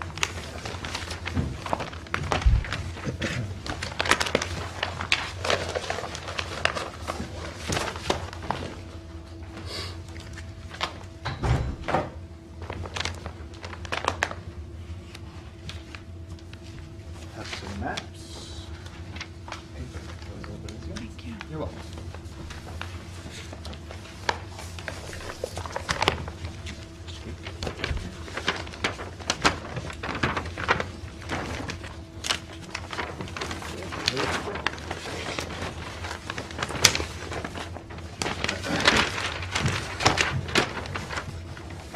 This is another lot line modification that we have in Bridgehampton. This is actually on for approval. I can go through the resolution with you guys. 2 parcels at 137 and 145 Lumber Lane. If you would like. If everyone has their bearings, I can go through it. And it's a little confusing on the map. There's an L-shaped parcel and then just a shorter parcel. The back part of the L is going to be transferred to the smaller parcel, forming 2 conforming lots. Well, 2 more uniform lots. What about the setback from those smaller buildings? They'll retain their historic setbacks, but they did get area variances for the lot size. Yeah. The one becomes non-conforming. Yeah, one's conforming as it exists, but it will become non-conforming. But I can go through the approval resolution if everybody's ready. Okay, so this was received on August 6, 2018. It said this project considers action on 2 parcels located within the R20 zoning district at 137 and 145 Lumber Lane within the hamlet of Bridgehampton. The lot line modification, which proposes to transfer 7,104 square feet from parcel 2 to parcel 1, a total project area of just under 38,000 square feet. Proposed parcel 1 contains 19,124 square feet. Proposed parcel 2 contains 18,706 square feet. The planning board held a public hearing on the proposed lot line modification on January 10th, 2019, which was closed with a 10-day written comment period. No comments were received during the public hearing, and none were received during the written comment period.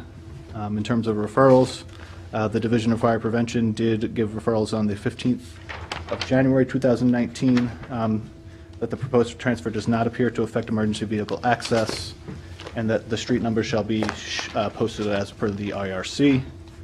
From the town engineer, they just asked for a correction of the tax map number, which was incorrectly listed for one of the parcels, and the town engineer's office recommended a covenant requiring 2-inch drainage for all future impervious surfaces, including roofs, driveways, and tennis courts. Suffolk County Department of Health Services has received an application for their own application for this transfer. It's still under review. Obviously, we require their approval before the maps are signed. Suffolk County Department of Planning and Economic Development found this to be a matter for local determination, and no referral comments were received from the Bridgehampton Fire District or the Bridgehampton CAC. It's a type 2 action, so no further environmental review is required, and I have some findings that I'll go through. Finding 1, the planning board held a public hearing on January 10th with no comments received during the hearing or within the set written comment period. Parcel 1 is improved with a single-family residence and accessory structures and has a lot area of 11,616 square feet prior to the transfer. Parcel 2, which is improved with a single-family residence and accessory structures, has a lot area of 25,810 square feet. As a result of the lot line modification, 7,104 square feet of parcel 2 will be allocated to parcel 1, thereby creating no new lots. Parcel 2, as it presently exists, conforms to the area requirements of the R20 zoning district, while parcel 1 does not. After the lot line modification, both lots as proposed will not meet the dimensional requirements of the R20 zoning district, which requires a lot area of 20,000 square feet. However, both lots benefit from ZBA decision D018156, which was granted on December 6th of 2018, for a lot area of 19,124 square feet for parcel 1 and a lot area of 18,706 square feet for parcel 2, where 20,000 square feet is required. And that the planning board finds that while the lot line modification will result in additional nonconformities, it will create 2 uniformly shaped lots that are in the character of other properties within the neighborhood. And 4, the proposed transfer meets the criteria for review and approval of the transfer of land. And I've resolved that the planning board hereby waives the requirement for further subdivision review pursuant to 292.82 of the Southampton Town Code, and then I can go through the conditions. Okay, If everybody's ready.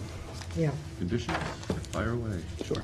Condition 1, that the map shall show the resulting configuration of the lots for signature, and to revise the tax map number for parcel 1.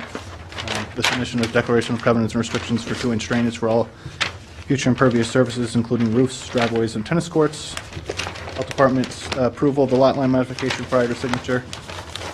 Submission of 3 draft deeds with meets and bounds descriptions prior to recording, as stated above, prior to signature of the transfer maps. Execution of the property transfer via 3 deeds, 1 transfer deed, executing the land transfer, and 2 confirmatory deeds for each of the resulting parcels, creating no new lot or tax parcels, and resulting in 1 deed and 1 tax bill for each of the resulting parcels. Submission of deeds filed with the Suffolk County Clerk's Office and remitted to the town of Southampton for each of the reconfigured parcels. Submission of the lot line modification map to be filed under the miscellaneous map category at the Suffolk County Clerk's Office. Town attorney approval of all legal documents, title certification, mortgage consent if applicable. Submission of 10 copies of the transfer map for planning board signature, and submission of the required items within 180 days. And I have Heather Wright, who's the applicant's representative. I don't know if she had anything. No questions? Okay, very good. It's pretty straightforward. Do we have a motion for approval? Motion. Motion by Florian, Second? second by Robin. All in favor? Aye. Opposed? Abstentions? 6 yes, 1 absent. I have a box if you want that stuff down. Yes, to the right? You have one Oh, absent? 2 absent. 2 absent, Two absent. please. And number 9, handling this with Claire. This is Watermill Building Supply. This is their signs. Very attractive. Nice. A little improvement to what's there. Oh, yeah.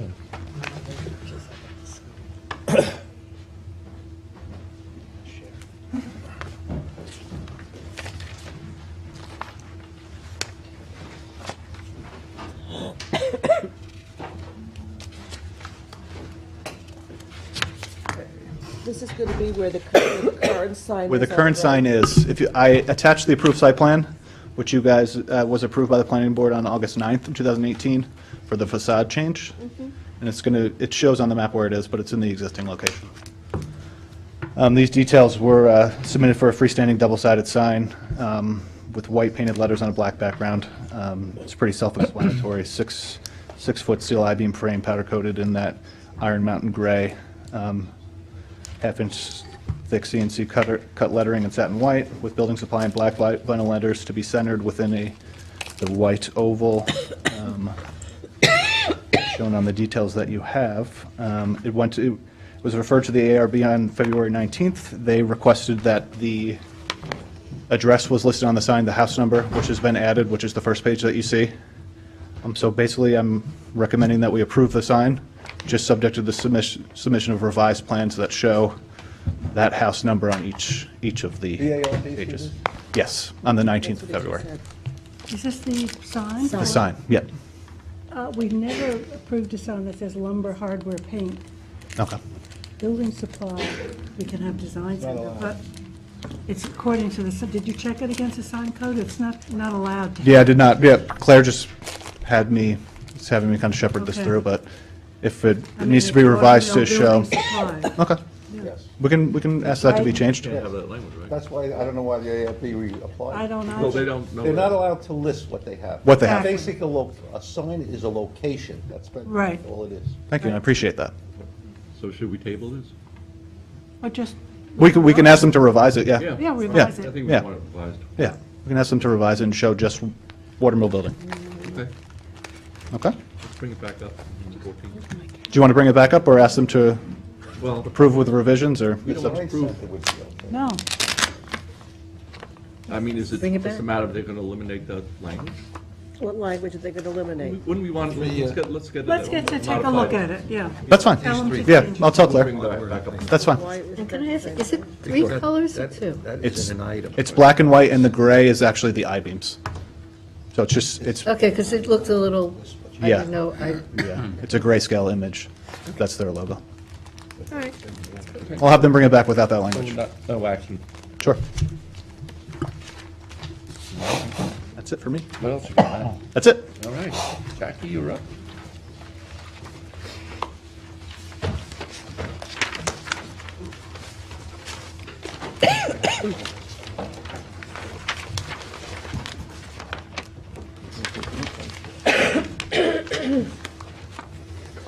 I actually have hard copies for you for Sternberg, which is number 7.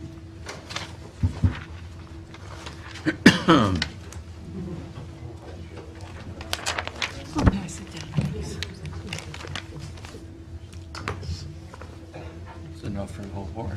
I was looking. Yeah, I saw them. Let's see what we have on the back. And the map is on your iPad, would anyone like? Yeah, We're because gonna start I'm with- now out of my iPad. Jackie, what are we starting with? Sternberg? Number 7, Sternberg, yes. And it's,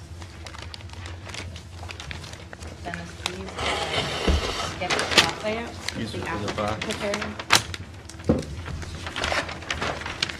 We'll share. Okay. This is not this long.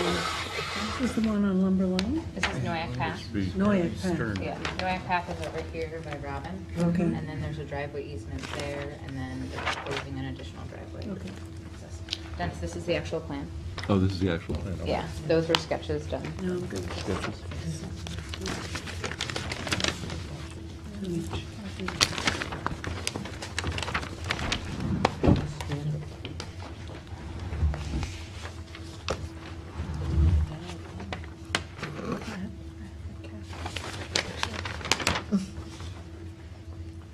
So like I said, this is Harvey Sternberg. They are proposing a 2-lot subdivision. It is a landlocked property on the east side of Noyak Path, located in the hamlet of Bridgehampton at 1245 Noyak Path. Suffolk County Tax Map Number 36-1-4.2. It's in the CR 200 zoning district. Aquifer Protection Overlay District, and is on the Community Preservation Fund priority list as an Eastern GEIS Open Space Preservation Target Area, as well as Pond Path Trails priority area. It is 12.6 acres, and the project site is technically 550,206 square feet. And the requested action is a 2-lot subdivision. The preferred plan is a planned residential development cluster plan, which preserves 67.3% open space. It proposes 2 lots that are 90,000 square feet and access via an existing 20-foot wide common driveway and utility easement, and a proposed 30 to 40-foot wide driveway and utility easement. Secret classification is an unlisted action due to its location in the Aquifer Protection Overlay District. The application does require relief for 0 frontage because they do not have frontage on Noyak Path. So they are asking for relief with the ZBA currently for 0 feet where a minimum of 40 feet is required. This is a landlocked parcel. They're proposing to access it via easements. The applicant did submit an easement, a grant of easement that exists over the property that does front on Noyak Path. So that is in the record.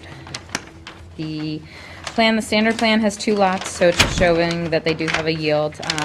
Proposed lot 1 is a flag lot and shows that it's 230 and 444 square feet. Proposed lot 2 is 319,000 square feet.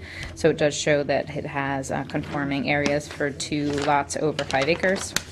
And that's shown by the plan prepared by Michael Rayner, dated October 5th, 2018. The planned residential development plan proposes 2 lots as well. Like I said, they are each 90,000 square feet and flag lots, and then it has an 8.499 acre open space parcel. Both lots would be accessed again by that easement. As I just wanted to let the planning board know, because it's in the aquifer protection, it is a requirement a cluster plan preserves 65%. So they have exceeded the minimum requirement for a cluster plan in the CR 200 zone. So they have 67.3%. So the planning board's recommended preferred plan is the full yield planned residential open space plan. prepared also by Michael Rayner, dated August 17, 2018, and last revised on February 6, 2019. That revision was due to the steep slopes. We asked them to go and give topo for the steep slopes because of the degree of slopes on the property. Let's see here. Minor review versus major review. It does meet the classification for a minor review. The only thing I wanted to ask the planning board, given the case of the slopes and the easements, if the planning board did want to look at this for a preliminary application, just so you could take a look at the common driveway. Or sometimes you would ask to take a look at the access prior to bringing in the final application, just to take a look, because at this point, it's just very steep slopes at this point. So we kind of want to look a little bit closer at the common driveway. So I'm not sure if you would like to do that through preliminary, or would just have additional discussions before the final application, which I think we could handle that as well, so. Well, we're going to ask for an engineered common driveway. Yes. Yep. Yep. Yep. With the comprehensive plan, it is fairly silent on this area.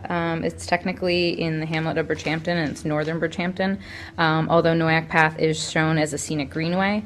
I am going to add language in there, though, that this plan does preserve 67.3% of land, which is consistent with the preservation goals in the Aquifer Protection Overlay District. The park requirement is based upon 2 lots, and that would be a flat fee. 2-lot subdivisions are allowed the flat fee of $2,500 per lot, pursuant to 29239B. We did have public comments at the public hearing, which discussed the following: proximity to the Palmanock Path and existing trails, concern with the build-out of the lots, concern with the use of pesticides, herbicides, and chemicals on the property, requests for limitations of use of pesticides and chemicals in the aquifer protection, and open space to be dedicated to the town was a question. Is the APOD silent about the use of chemicals? It is not. No, it's 15% Okay. of your property can, yeah. So they were concerned, but our code actually already enforces the 15% restriction. So here, fire prevention, they explained the project. They did state that because it is 4,000 feet away from the nearest fire hydrant, and water supply capable of providing adequate supply for firefighting should be provided, and it's recommended that public water main be extended. Or if a cistern or similar means of water supply is opted for, just to note that a permit is needed from their office. Also just ask for standard street numbers to be on the subdivision map. We did receive comments from the Bridgehampton Fire District on November 16, 2018, which basically stated they would like an electric fire well capable of a minimum of 1,000 gallons. And they marked the area in question on the map, which is basically on Noack Path, Jackie, is there public water anywhere near there? 4,000 feet away, Oh, linear feet. Yep, expensive. yeah. Yeah. So they have sufficient pumping capability from a well like that? The Service, The fire well is what the Bridgehampton Fire District is recommending because it's so far away, and they're asking for the capacity for the 1,000 gallons per minute. Yep, which is a little higher than their standard recommendation, which is 750 gallons per minute. They want the well right on Noack Path. Yes, right on Noack Path, yeah. Would you like to see? It's in the file. No, okay. Town engineer had a lot of comments. I did have discussions with Christine. Most of it is, when they're drawing up the common driveway plans and common driveway standards. With this, though, they will need Town Law 280A because Noack Path is a private road. And in that area, it is not in very good condition. It's still pretty, dirt, some pavement, some dirt, potholes and stuff like that. Just a question, it says it's a trustee road. Does that cause even more complications? No? Just makes you go through road review. Yeah. Road review. So they'll make you improve the portion of the road that you need to access. You're gonna get yelled at from talking to me from there. You're gonna get yelled, no, not by me. be Jen, on the that's The the recording recording equipment. Yeah, I get yelled at too. So with this, though, it does need the Town Law 280A. Also, they are noting that the topography was the 5 towns, so they asked for updated topo, which I did review with Christine actually earlier this week. There are still concerns about how to get the driveway in there and meet the requirements of the common driveway due to steep slopes. So we'll ask them to provide that. so Sternberg owns one parcel where the utility easement is going through, right? Yes. Yeah, so. And then the other one is he has Yes. agreement for Really, both too. property Yeah. owners? Mauer and Welsh. From those two property owners? Just from this property owner. Just this property owner, Okay. and then to this. And then he owns this. Sternberg owns this, and this is actually the estate of Clifford Foster. Well, since Sternberg is a resident of Bryn Mawr, I suspect he probably owns that lot too, right? Oh, I don't believe he owns The Bryn Mawr Noyak Path LLC. I don't believe he owns that. Well, that's probably just a deed of easement. What about the Aaron Mills, this small little That piece? is, Is this a piece? That is Conklin. That is a separate Conklin. Property. This is little piece? Conklin. Yep, that's Conklin. That's a piece. That's an odd size. Yep. So this easement is right here. This exists. This is proposed. This Harvey Sternberg, the applicant, owns this. I believe he's in contract from the Clifford Foster estate. Jackie, Would be a more might you direct- show all of us what you're talking about? Sure. Yeah. Oh, I'm sorry. Sorry, they asked the question. I asked a I know, question but about it's, that, about the Conklin piece. it doesn't, I always feel left out at the far end. Come right over. No problem. So, here, I'll hold it up. Yeah, so several of them. This is an existing easement right here that's on the MAWR property. Bryn Mawr. And then they're proposing another 40-foot wide utility easement, which basically is following an existing earthen driveway and then coming up to the property here. Does anyone have, this plan actually shows there's very steep slopes. So in talking to Christine Fenton, this area is very steep as well as this area is very steep. So this is kind of the updated topo. Is that why the road is in the middle of that piece? Is it because It of just the looks topo? like it's an earthen driveway that was cut some time ago. I'm not sure what the rationale is, why it was cut in the middle. But if you can see here on the updated topo, this is very steep here and this is very steep here as well. So Yeah. they have to meet the common driveway percent gradient for 10% for a common driveway. This is a kettle hole, so this is kind of a very steep depression right here. And then basically up here are two hills, and then this is also, this is kind of a low spot as well. So it's CR 200, so we CR can't, 200. I asked for slope analysis just to see how it will impact the yield. lots. Yeah. Well, it actually doesn't impact the yield, but we would just ask for slope analysis to see how it impacts the lots and the Right. building envelopes. Good. So we'll look at that at the next application stage. Great. So to get to the property, there's current driveways, or is there? There's one driveway that's cut along the residential property that's owned by Moore. Right. And then the next one is an existing earthen driveway that kind of goes to the middle of the Sternberg lot, and they're proposing to cut off of that at a certain point and go north towards Is the that subject just like a property. woodlot road, or is it actually somebody's driveway? It really just looks like somebody like cleared a driveway to like a little cleared area. Yeah. Thank you. Driveway to nowhere.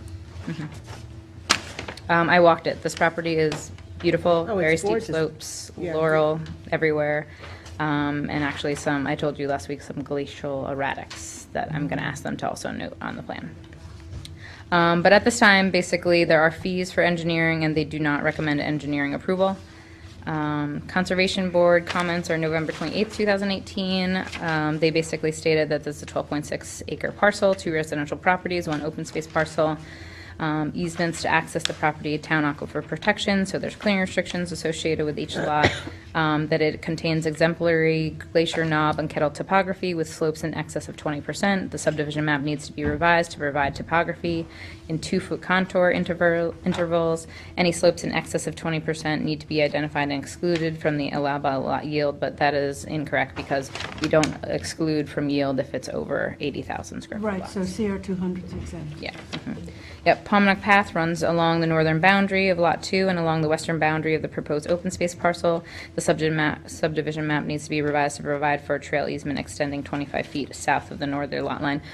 In my pre-app report, I'm just asking them to show where the Pomnock Path is located, because it's just to like the north and the west of this parcel, kind of runs along. More important, are there existing physical trails on this?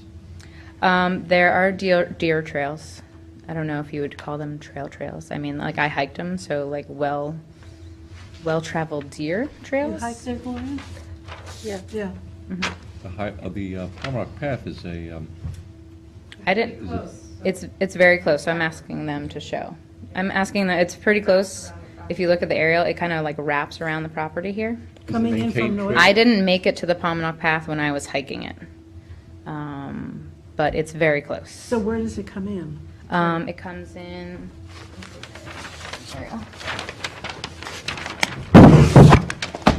It's the problem with attaching everything to the computer. You want this map? Or you need I was looking to see if I had an aerial, because I was printing that. But essentially, if you guys want to take a little look, which is why it's nice to just have it shown on the survey, but it basically comes here and then up. But it's pretty close here, and it's pretty close within this vicinity.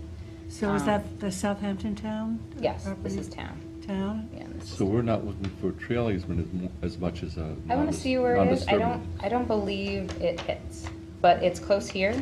So let's take a look at how close Yeah, it I mean, is. we basically don't want to lose the trail. We don't want to lose the trail. So we need to mark it to know if it's still, if it's on their Yeah. property, then I'm doubting that it's on the property, but it's very, very close. would it, is the town property, could it be moved to town property?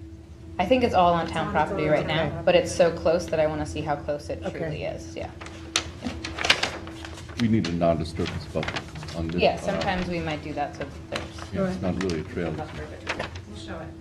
Yep, so just asking at this point to show it so we know how close it is to the subject property. Trails Advisory Board has comments dated November 17th, 2018, and it states that they've reviewed it at their meeting. The board prefers the cluster plan over the standard map that proposed open space borders on land owned by the town of Southampton. The Palmanock Path crosses this neighboring lot, enhancing the potential recreational possibilities and preservation of open space in the area. And lastly, they requested the open space be deeded to the town. We did not receive any comments from the CAC. Planning issues, though, are steep slopes, glacial knob, and kettle topography. Common driveway location is proposed within the steep slopes, promenade path within the vicinity, existing access easement.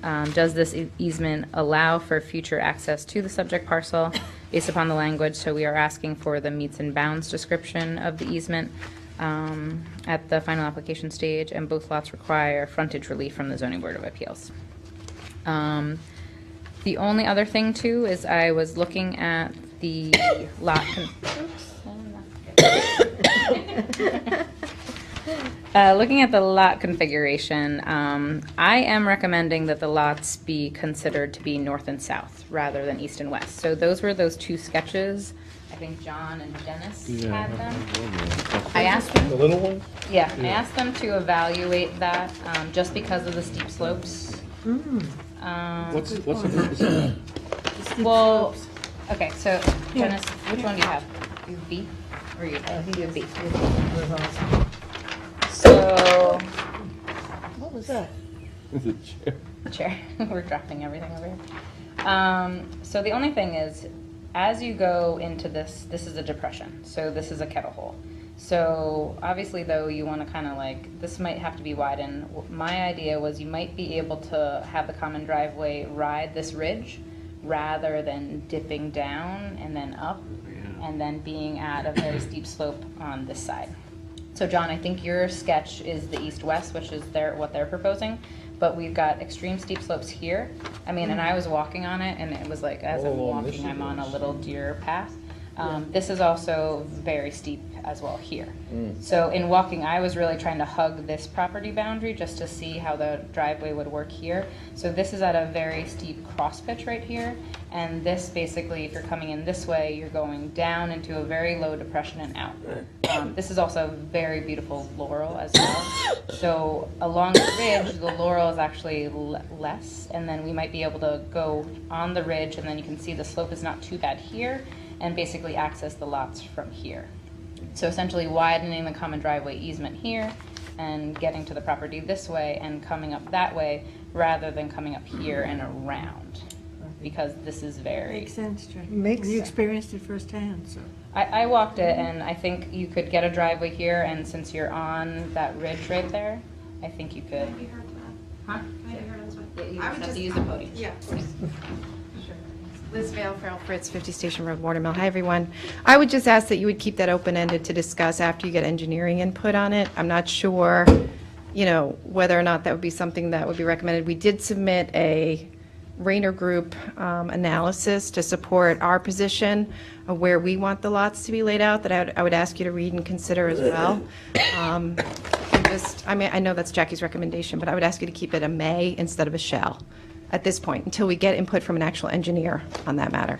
Have you done an analysis of if you switch it, if you did what Jackie wanted? They did. And They did, what did they and find? That's what, It's that's what Dennis it's in has. your packet. Do you want to read it? I Here, can read it into the record if you'd like. I can read it if you want. It's, Jackie can read it. Jackie, okay. go ahead. Yeah. I can read it. Sure. Just read it, yeah. I'll read it verbatim. It's in your record. I have. Yep, we just got this on February 13th. So it says, at the request of the town planning staff, a topographic photographic survey was undertaken for the subject parcel. Given the undulating nature of the site, the planning staff sought topographic information that was more precise than shown on the Suffolk County Department of Public Works topographic maps, which shows contours at 5-foot intervals, to determine if the proposed lot layout was appropriate for the site. The elevation datum for the topographic survey is NAVD 88. Contours at 2-foot intervals are shown. The purpose of this analysis is to determine if the applicant's proposed lot layout, in which the proposed lots are shown in an east-west direction, is compatible with the existing topography, or if the subject parcel is better suited for the alternative layout, which shows lots orientated in a north-south direction. The updated topography requested by planning indicates a swale that runs in the northeasterly and southwesterly direction. There is an intermediary low point at 205, located on the westerly side of the property. On the applicant's proposed lot layout, Sketch A, this low area is located in the northwesterly corner of proposed Lot 1. Only a small portion of the low area and located within the potential building envelope on proposed Lot 1. The proposed lot line that separates proposed lots 1 and 2 runs approximately parallel to the above-mentioned drainage swale. The potential building envelopes on the lots can be laid out in such a manner so as to locate structures away from the swale. The alternative layout, Sketch B, calls for the proposed lots to have north-south orientation. Under this development scenario, the entire low area of this is located in the center of the potential building envelope of proposed Lot 1. A large portion of the drainage swale cuts through the center of the potential building envelope on proposed Lot 2. Oh, sorry, and there's a conclusion. Additionally, the lot layout shown in Sketch B, proposed Lot 2, is considerably higher in elevation proposed Lot 1. The center of the potential building envelope on proposed Lot 2 has an elevation of about 230 feet, while the center of the building envelope on proposed Lot 1 has an elevation of 205. Essentially, the house constructed on proposed Lot 2 would be overlooking the roof of the house constructed on proposed Lot 1, and a house lot on Lot 1 would have a house behind it at a far higher elevation. Based on the above, it would seem that the lot layout proposed by the project sponsor better suits the site topography. So that was their analysis. But I think that it doesn't address Jackie's point about the access, which, sorry, so I think that analysis didn't consider Jackie's point about the access, which we really have to take a look at. And I also think a qualified engineer has to look at it from both sides, the town and our side, to really present you with that information. That's why I'm That's asking why for I it to be asked you. open-ended. Yeah. Because I just don't think we're at a stage where we can decide it right now. And That's all. I'm looking at the aerial, Yes. and this is purely a marketing consideration, but is a feature when you set up these lots is orientation. If you look at Jackie's alternative, the front of the house is going to be here, but the backyard activities, pool, possibly tennis, you're going to have complete buffering from the To back. open When space, When yeah. you orient it this way, Right. your activities are very close to this Salvato house. Right, right. And that Something- actually was one of the reasons I discussed with the applicant earlier on. You'll have a north-south. To make a The vertical. other They thing to can consider choose which is with your back- east-west orientation, your pool now is going to be in the east side. It's not going to, it's going to be somewhat shaded from the afternoon sun. Yeah. I actually noted things that that. matter. You noted Summer. that, okay. Yeah, I noted that. You guys are all way I ahead. noted that to the applicant to What am I here explore for? that, but I'm also Thank you. concerned Those are about good the points. Okay, access. good, good. Bring that, I'll bring Okay. that back. But with that orientation, you're right, because the house can, these are flag lots, so they can choose what's their front and their rear. Yeah. And then they can get the nice southern light that everyone wants on their pool. So Okay. that was another aspect of it, not as much a planning issue as a aesthetics issue. So you're going to go back to take a look at this again Yes. and look at Yes. it from the Yes. roadway perception too? Yes. Okay, great, Okay. thank you. Okay, so number one, I was stating that the planning board recommends moving forward with the final application plan with a two-lot cluster plan, considering rotating lot configuration to have them run. We'll amend that south. language. Okay. We're going to leave it as an open issue. Okay, I just said consider rotating. Oh, okay. That's fairly open. Yeah. Do you want to change it? Okay, let's leave it as. Okay. All right, and then it was just saying to consider rotating it as like sketch B. And I was saying to allow the common driveway to serve both lots from the south as illustrated on the sketch B. If you want to change that, we can change that wording. The next one is the applicant shall acquire a variance relief from Town Code 33082, lot width, to allow road frontage of 0 where 40 is required, and any other relief necessary. And I stated that the parcel is landlocked and proposed to be accessed via a 20-foot wide common driveway and utility easement recorded on parcel at 1197 Noack Path, Suffolk County Tax Map Number 936-278, as well as a proposed 30 to 40-foot wide common driveway utility easement over the other Sternberg property, 936-133.1, for both lots to take access from Noack Path. But there is clarification needed on the language of the easement. The language of the easement states that it can only give access to 2 parcels, single-family residences. And it does give meets and bounds descriptions, but we don't have the meets and bounds descriptions here. And so we've asked them to provide that. Yeah, we would like to have it on the survey. The meets and bounds is basically listed out, but we don't have a survey to accompany it. What about the Sternberg lot down below? Well, he's gonna be able to create that. I This mean, one? yeah. It's already. Kind of like, we'll call that the middle lot. Mhm. They're following the But driveway. that's not so- part of any of this. This is a two-lot Well, subdivision with serving open space. access, it's not being divided at this time. See, that easement has language, you could only get 2 lots, so if you put a house on that lot, then he'd only get 1 lot in the back. They Well, want and that's to- why we need to look at the descriptive meets and Okay. bounds and follow that on a survey, because which 2 lots and where. Because then you'd be creating a lot without access. Well, so I'll read to you. I have the easement here. You'd be creating that I lower don't lot really without want to get access. into the easement. We're going to provide that information and vet that at a future date, because I don't have all of that information. Yeah, that we we're need. just I need to speculating. show it actually Yeah, but we're on just the easement. putting And it out As far there. as the 2 lots, it does Liz, say you 2 gotta- lots.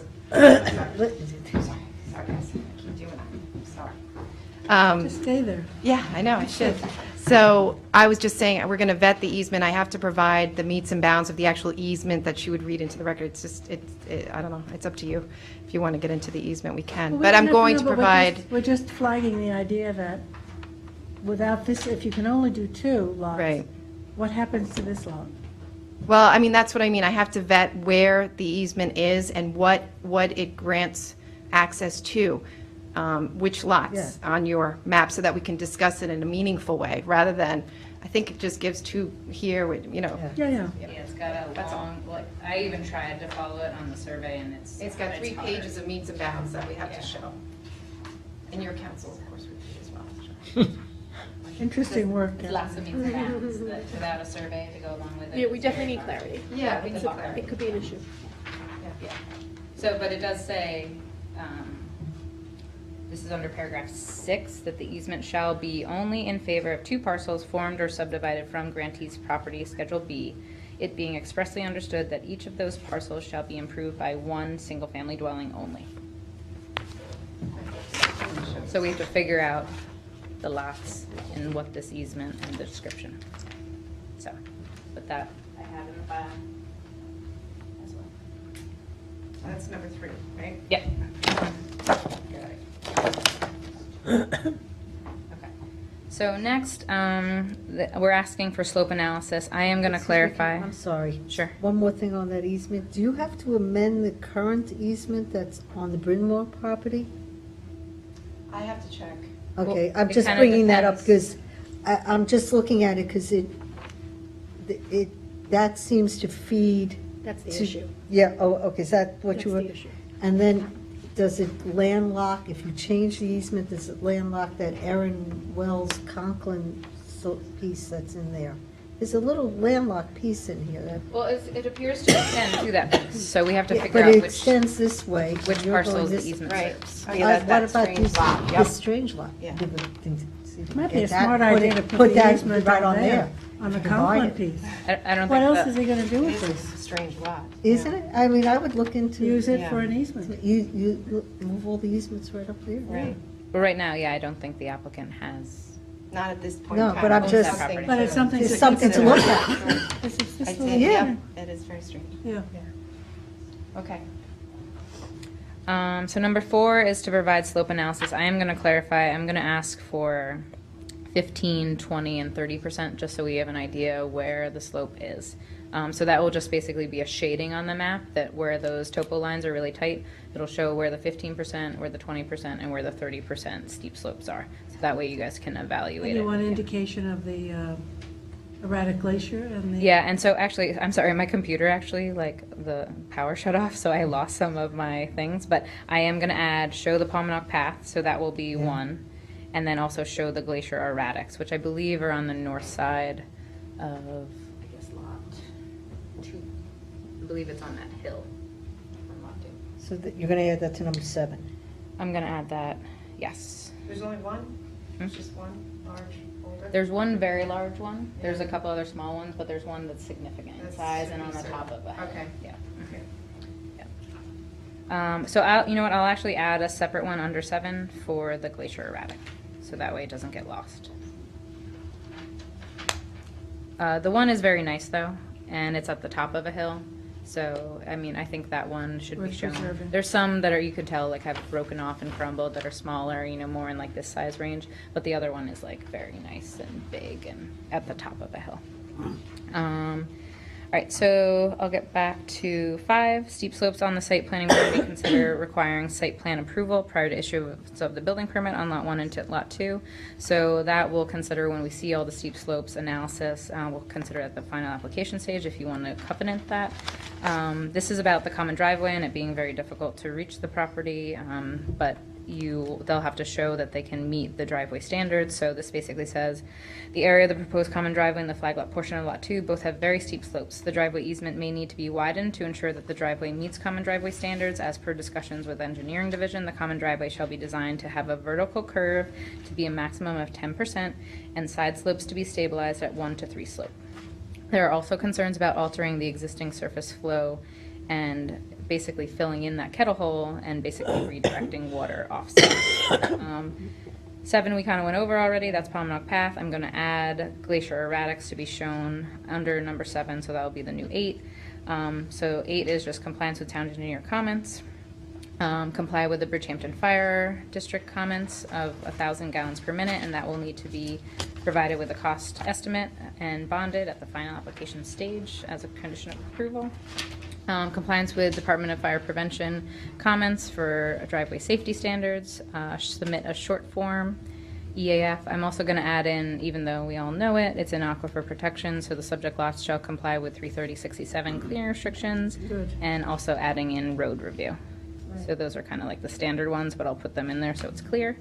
Health Department approval, a short form in EAF. So with unlisted, you can choose short form or long form. We recommend unlisted, and really the only issues here are really the steep slopes and clearing restrictions, which we're kind of covering already. So I'm confident a short form can handle that. And Health Department and final application stage. Liz, anything else we need to know before we adopt this? I don't Use think the so. podium. We just make sure that we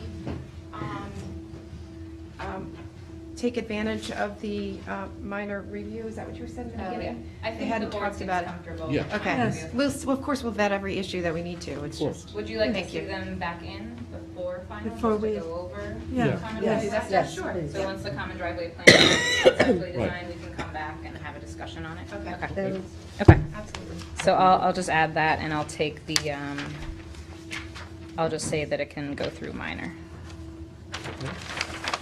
Very good. Do we have a motion to adopt the report? Motion by Phil.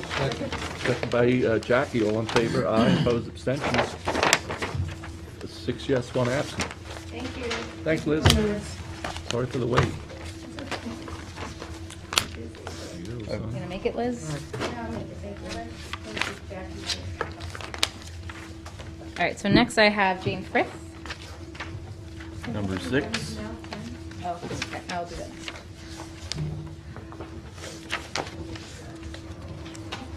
Actually, do you guys want to do on the canal quickly? Since Kim's Sure. here, I didn't realize. Sure, what number is that? This is for a reapproval. This is number 10 on the Okay. agenda. This I'm handling for Claire. So in 2011, November 17, 2011, you have an approval to convert the existing residential units to cooperative. So Claire has prepared a resolution that says Planning Board, as discussed on February 14, 2019, and on February 21st, 2019, hereby reapproves the special exception application for On the Canal Apartment Corp. For the conversion of 10 existing dwelling units on the subject property to 10 residential cooperatives on a 1.843 acre parcel located at 12 East Hyanna Road in the R40 zoning district, Suffolk County Tax Map Number 900-258-1, 8.1, subject to the November 17, 2011 conditions. So all the I just have a question and an issue with something that was approved in Okay. 2011. Okay. Special exception, it's now 2019, that's 8 years ago. And the area has changed somewhat, and I just think that we should, out of good responsibility, take another look at it. I don't know how anybody But else. these are existing, this is just really a change of ownership. In other That's words, all these it are is? It's a exist- change of more of a legal description. Yeah, it's a of legal ownership. description. Ah, There's no so change nothing in else, Nothing, no there's environmental change. no changes. Do you That's say correct, that? Kim? It's conversion of 10 existing dwelling units on the subject property to 10 residential cooperatives. So it's Yes, yes. filing So- cooperative So can we documents. just say form of ownership, or? When Form you of ownership, change. That's what it is. Wait, 1 second. speak, Kim? I'm sorry. When you change the ownership you're changing it from fee to a cooperative? Yes. Okay, so when you're changing it from a fee to cooperative, that means there's going to be common space or common areas that are going to be maintained. The cooperative was filed in 1981 prior to the town taking regulation over, so the change in ownership, the town of Southampton didn't start regulating cooperatives until 1981. So this property had already had its approved cooperative conversion back then, and then now, and they had a pre-existing certificate of occupancy for the units, and we did the co-op conversion pursuant to 330-55, which is, as the chairman correctly points out, is a change in ownership. All the buildings on the property are still in the same state as they were, except there was one unit that expanded pursuant to the approval back in 2011 and received a certificate of compliance for it. So you're listed with the New York State, the Yes, co-op board? yes, since 1981. And during the 2011 process, we provided a copy of the plan, and then I provided a copy, or John Bennett's office provided another copy when we came back to reauthorize it. So it's been acting as a co-op since 1981. 81. 81. So really what has happened is, we had this problem, by the way, by the St. Andrews, where they were misclassified for tax purposes. So is your problem really getting the classification changed, or your C of Os changed? It's been they've been taxed as a co-op since 1981. So the taxing has been correct, so now your C of Os are incorrect, is that what it is? CO, the present CO still says 10 dwelling units. Okay. So after this gets reauthorized, we will go to the building department and have the certificate of occupancy updated to say cooperative. So it's really not changing the ownership, it's just making it all conform now? Yes. Is what is, okay, when I hear the term change of ownership or change of form, I start thinking of all the other ramifications of it. But what you're saying is, it's been a cooperative, it's been acting like a cooperative, it's approved as a cooperative, the only thing is the C of Os don't say cooperative. Correct. Just update the C of O. Yeah, so it's a matter, what you need is our mechanism to change these C of Os. Correct. Is that, We can move forward with that, Kim. Yeah, Okay, just is so that- you know, the conditions were pretty benign. There was nothing really, it was just no dusk to dawn lighting fixtures, no outdoor address system, no new lighting for the swimming pool, tennis court, or other accessory structures, and then the standard notarized affidavits and lighting to be brought into conformance. Units shall have smoke detectors, and all cottages shall be properly numbered for address, basically fire safety. So fairly standard conditions. let the duck be a duck. All right, very good. Do we have a motion? Motion. Motion by Zuccarelli, second by Robin, all in favor, aye, opposed, abstentions, 6 yes, 1 absent. Thank you. Thanks, Kim. Oh, look at that, look at that, look at that. We're ready to jump, go to Okay, so yes, Jane Firth? Jane Frith is the last Frith? applicant that I have here. Item 6. Yes. So let me pass out the report. This one is not in your packet.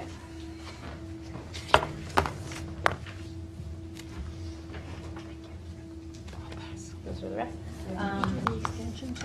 Not yet. No, we're going to jump that. Those will go quick. Maybe, yeah, because one of the members is. Is there an extra one? So the owner Yeah, can read should them be. over. I think there is. There's one. Yeah, because I had one for John, and he's Yep. not here. We did just receive, and I'm sorry for the size of it, I was hoping to have a bigger version, but this is the updated wetland flagging. Oh, I like little ones. I have bigger. No, I like it. So I just You have printed to- these off for you. Great. And Dennis, this is my handy dandy sketch. Mark that sketch, okay. You wanna take a look at that? We'll circulate that. Yeah. You need an extra one? What is that, the air back in his chair? Oh, it's just some bolt that's, I'm probably going to break my back. Let's just switch over to Blaney's. Might get a surprise here. Dennis, why don't you switch over a seat if that. Oh, no, it's fine. I can, it's. Okay. No, because I have to sit in Blaney's seat. Let me pass this down to your end Okay. first. The only copy you have, and then I'm going to pass it the other way. Ooh. Oh, boy, should we, can someone hold this up? We could actually even post it. How about you, Karen? You want me to put it up here? Yeah, that might be, Yeah, I can do it's that. large enough. Yeah, yeah. I can You can repeat post your that, job. There's too many lines. Yeah. Where's the pins? Pins are See, they're coming. Pins are on the way. The pins are on the way. Oh, you have to stand there, Karen.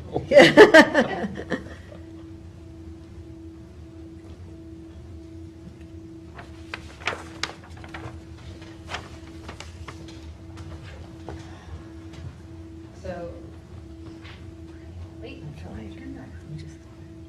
Okay, so with this lot, it's beautiful. It's got all these ponds, which you see here. The wetlands is this outer blue line here. Right? Okay, there was a new area, which is like a little gully, that is also wet as well. So that, just so you have an understanding and bearing, and this is Bridgehampton Sag Harbor Turnpike. There is a hydrant right here. There are 3 existing homes on the property. The applicant is exploring affordable housing options as well. They are proposing a small open space up here, bisected by a common driveway to these 2 lots. And then basically the rest of this is open space. So I'll just get into the basic stuff, but what I am recommending, because the property is so environmentally sensitive and so limited with wetlands, with this gully and with the map that you see before you, which is why I asked for it, it shows the 100-foot, 125 and 150 setbacks. So it shows that they bubble considerably into these those lots. And into this lot especially, making those building envelopes fairly infeasible. So what I am recommending is not that this is an exact sketch, this is just me taking a look and trying actually to possibly like have the lots all be like a really nice size, but push them all closer to the road. And with that, and then you guys at the hearing, you did hear from the neighboring property owner. This is the hunting preserve of Skellinger. Which you're aware of, and also I just feel like the conflict between the hunting preserve and neighboring residential parcels, putting them so close, it's really probably better to maintain that habitat just for environmental reasons, sensitivity in wetlands, and bring all the lots closer to the road. So not that this is an exact sketch, in this area they are required to have 50% open space preservation, so the lines might change somewhat, but this is looking at a very nice lot plan, which I'm looking at trying to give maybe this one could still essentially have the pond and have a little bit more flexibility, not be so small. This one is very tight, but because we're clustering, we'll have the ability to vary the residential zoning and standards and setbacks for this lot, because it does sit close to the road. And then this lot as well, we would be able to give it a little bit more land, even though it's wetlands, they wouldn't be touching it anyways. And having a nice more rectangular configuration to this lot, rather than having like a slant. This was the previous proposed access for the open space, instead of putting that through developed areas where there's already some improvements, I'm recommending that the open space access to bring it out to the turnpike be along the north. And with this also, we won't have such a long common driveway. Another issue with these two lots in the rear is that you can see we have wetlands here and here, and if you look on your map, these are gonna overlap each other. So we really can't get a driveway with a conforming setback of 100 feet to get to those rear lots. But with that, you know, it's only 50%. We can give them flexibility, so we can kind of play with this line, essentially, where we want it to be in the lot configuration. But if you'll see, this is a very nice upland area, a nice chunk. With putting 2 flag lots here, we'll have 1 common driveway which can serve all 4 of these. The lot is, and the thinking is possibly that affordable housing will go in this area. And I have talked to the Housing and Community Services Director, and basically we're talking about these could be manor homes, these could be single-family homes with accessory apartments, but the applicant is very pro-affordable housing, which is great, and there is a requirement through the Long Island Workforce Housing that at least one of these units be provided, and they also can provide for density incentive as well. So with 330-9, if we're bringing in development rights for affordable housing, we can also increase the units on this property. So we can get kind of creative with that as well, but as far as the lot layouts, I'm recommending that we push all of the lots towards the road, closer to the existing fire hydrant, closer to Bridgehampton Turnpike, access to Bridgehampton Hamlet, preserve and kind of leave alone the back of the property, and eliminate the need for a long common driveway to the back that can't meet that 100-foot. I mean, basically 100-foot is here and 100-foot is here, so you really can't get a driveway in there with conforming setbacks of disturbance. What about that on lot 6 and 7? You've got some wetlands intruding into that. Yeah, so they'll be Is there sufficient setback? they'll be buffered. I mean, this is just like my sketch, Yeah. but this is kind of like your biggest developable portion. So, and again, with the buffers and the setbacks, with the cluster, we have the flexibility. So this is kind of just like for discussional purposes. This is kind of like your bulk upland area, so let's put more of the lots in this location. And I don't have an exact size, but this one was like 80,000 square feet, so I believe all of these are gonna be around like 50 or 60,000 square feet. So they're gonna be over an acre, so they'll be nice sized lots. So What about the applicant will have flexibility to choose which ones are gonna be market rate, which ones will be affordable, but the town is very pro affordable housing, and in this location, they're looking at that, and they will give development rights to the applicant for affordable housing at no cost to the applicant. What about APOD clearing? Is it 15% here? Clearing will be based upon the lot size. So depending on the lot size, as you get smaller, the clearing is more, it basically allows more percentage of clearing based upon the lot size. Was there any progress for CPF money? Because this was such a... Ed said no initially, but we were going to go back. You're going back? We'll go back to that. Can I talk? Sure, yeah. Karen Pate Murphy, the applicant here, is here, Jane Fred. I know you said 100-foot setback. What are you talking about? Non-disturbance. That's our standard wetland setback. 100-foot non-disturbance. It's kind of like... Because a house can be 125 feet. Structures can be, Yeah, usually so it's a I mean, to buffer. just say, these are the lots we're trying to sell, and you're just eliminating them. Yeah. Well, I'm So- asking, yeah, I am asking. But for there all the is, lots. there is a possibility of putting a house, I mean, this lot is 100 and, it's 1.87 acres, there's 2 lots here. This one is the tighter one in regards to setbacks, which you can see on your plan. So this one kind of curves in here and then up from here. This one has a building envelope, but you're also talking, this is a conservation easement that allows the hunting preserve to remain. So. But if we want to, sell some development rights or even a conservation easement, eliminating it doesn't give us that So ability. This has a building envelope, but my issue is putting a driveway. A driveway to access it. Through this. Yeah. That's my problem. So this does have a building envelope, but we essentially don't have the setbacks to get a driveway through It's there. not really a problem. We were mandated to comply with the wetlands law to the greatest extent possible. Right. There's- It's burdened, that parcel is burdened. So, but developing in the front side is... Well, initially, when we met with, you were on vacation, we met with Diane Weir. This lot here, lot 5, that was gonna be the four, you know, that was gonna have a driveway and have 4 affordable lots. Because it is, you know, it's over an acre, it's gonna have, and maybe with an accessory apartment, it was gonna be this lot here. It wasn't, you know, but, and this lot was just gonna be a regular lot, but the 4 were gonna go here. So that bumps it up to So, Nine, 9, 4, 5, 6, 7, 8, 9, right? yeah, 9. well, it depends also It's how a you want to density do it. incentive, right? So we can get really creative because of density incentive and because of clustering. So you can Right. have manor homes with accessory apartments, which is kind of like the Well, they- Bridgehampton Mews. They exist right down the So road. in Bridgehampton Mews essentially is like a 2-family, and then on each side has an accessory apartment. I mean, So this- each of those buildings is essentially 4 affordable units. That's right. But we can play around with it. Because, I mean, getting rid of this is a big, it's a big part of the Preserving property. Yes, but we also can't get a common driveway in and No. meet the setbacks for the wetlands. So, I mean, obviously for the applicant, market rate units might be if she's looking for 2. That is why I was thinking that these 2 could also be market rate. And you can still look at the flexibility of doing affordable here as well. And then, you know, obviously there's existing structures here. Then you're making this The- lot. This was already kind of a lot, I just Yeah. kind of made it more rectangular instead of like at an angle. It's still 8 lots. So essentially, there's nothing we can really do with the existing lots, but we can give dimensional relief to these lots that have existing homes. So the applicant can choose which lots they want to sell market rate and which lots they want to have affordable. And essentially, with the cluster plan and with 330-9, we can be really flexible with the affordable housing concept and how we want to do this. Do we want to have single-family homes? Then with an accessory apartment and just basically have 2 units on each lot?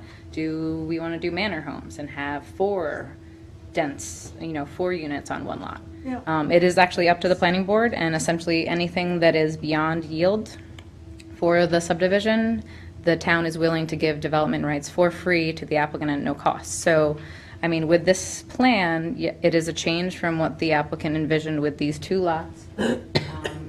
But essentially, you'll still have really nice shaped lots, and you'll have all the development up by the road. Some of the lots will have wetlands in it, but essentially we'll be leaving that back 50 alone. And we also have issues here as well with tiger salamanders. So with tiger salamanders, Which they haven't found, but it is. yeah, so I have comments from It the has the ability, and also long-eared bats. Oh.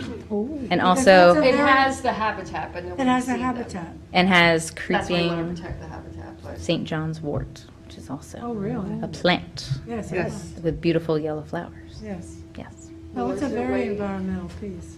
To make this. Yeah, yeah. bigger, like These make these this could bigger? have wetlands, like, so we can, that's what I'm saying, like Move those essentially lots this, back. this Those lot line, lines. yeah, this line can be played with. You're not touching there anyways, so I mean, when it comes to acreage and marketability, that's why I kind of made, instead of making this lot like small, it can own the pond. It's not, the pond is not going to be touched. The pond is still going to be restricted by 325. Is that This one as well, I was trying to make it, this one a nicer shape. It'll still own some wetlands, but that will essentially not, it's still restricted So maybe we by, could do that, just so they could say, oh, I have a lot, there's Yeah. no restrictions here, but just so then it's like, yeah. it's a bigger But lot. these, I mean, I know, Yeah. this really though, unfortunately from a planning perspective, It's out of the picture. it's, you can't put a common driveway through here, and with this building envelope here and this building envelope, you're talking about a small building envelope, huge property, small building envelope. This one has a building envelope, but how do we get there? Because So, you can't meet the, because we can't meet the 100-foot and also setback. then the DEC. And now we've got, if there Center are possible tiger salamanders, then we have to keep 525 feet away from their habitat. Do we have to call in the DEC to do it? Well, They have to contact them so the DEC Which I can have. take a look. So I think there's an application, it was a little confusing because there's all these different applications to them, but one was like an inquiry to basically have them go out there and actually look based upon the existing site. The other one is an incidental take permit, which is for the endangered species, for tiger salamanders as well as the long-eared bat. The other thing is just a general DEC freshwater wetland permit, which essentially if we're doing any activity within proximity of the freshwater wetlands, which would be the road, I think. if we were which would be the that common lot. driveway. So, Because the letter they wrote said, they don't regulate subdivisions, but they do regulate common driveways and Common roads. driveways, and so And the roads. road So would be this- the trigger to get them, I guess. Well, requiring and that's what a I'm permit. also But if we trying to get do rid of too. that- If we get rid of this, Yeah. we'll have a much shorter common driveway with most of the disturbance will be further away from the wetlands, which is also a reason I'm recommending that everything be pushed, because then we'll have one nice common driveway. We won't have so many driveways along Bridgehampton Sag Harbor Turnpike, and then we can look at basically, these ones kind of have existing driveways, so we can kind It's a of good look at plan, that. Jackie. It's a very good plan. When were the wetlands flagged? They were just recently flagged January 25th, 2019. And what's on the other side? What's north there of the? This is private, this is a private residential property. And green, but Skellinger, they're shooting the Yeah. birds. So this is green. Birds fall down. That's green. This is green, Fall and then down this on the road. is Scavenger right here.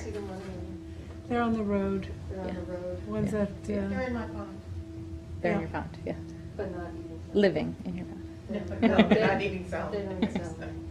But I've heard that salamanders eat the St. John's wort, and then the bats eat the salamanders, which is why Which is why everything's endangered. and you But only that- see the bats at night, so that's why that whole nobody... environment. I have heard though, Bridgehampton is- I have heard that bats have been witnessed, whether or not they're the long-eared bats or not. But I mean, with this property, I mean, other local people, and I was talking to the Trails Advisory Board as well, they had seen bats here at dusk. Whether they're the long-eared ones, I'm not sure, but they are in this area, so.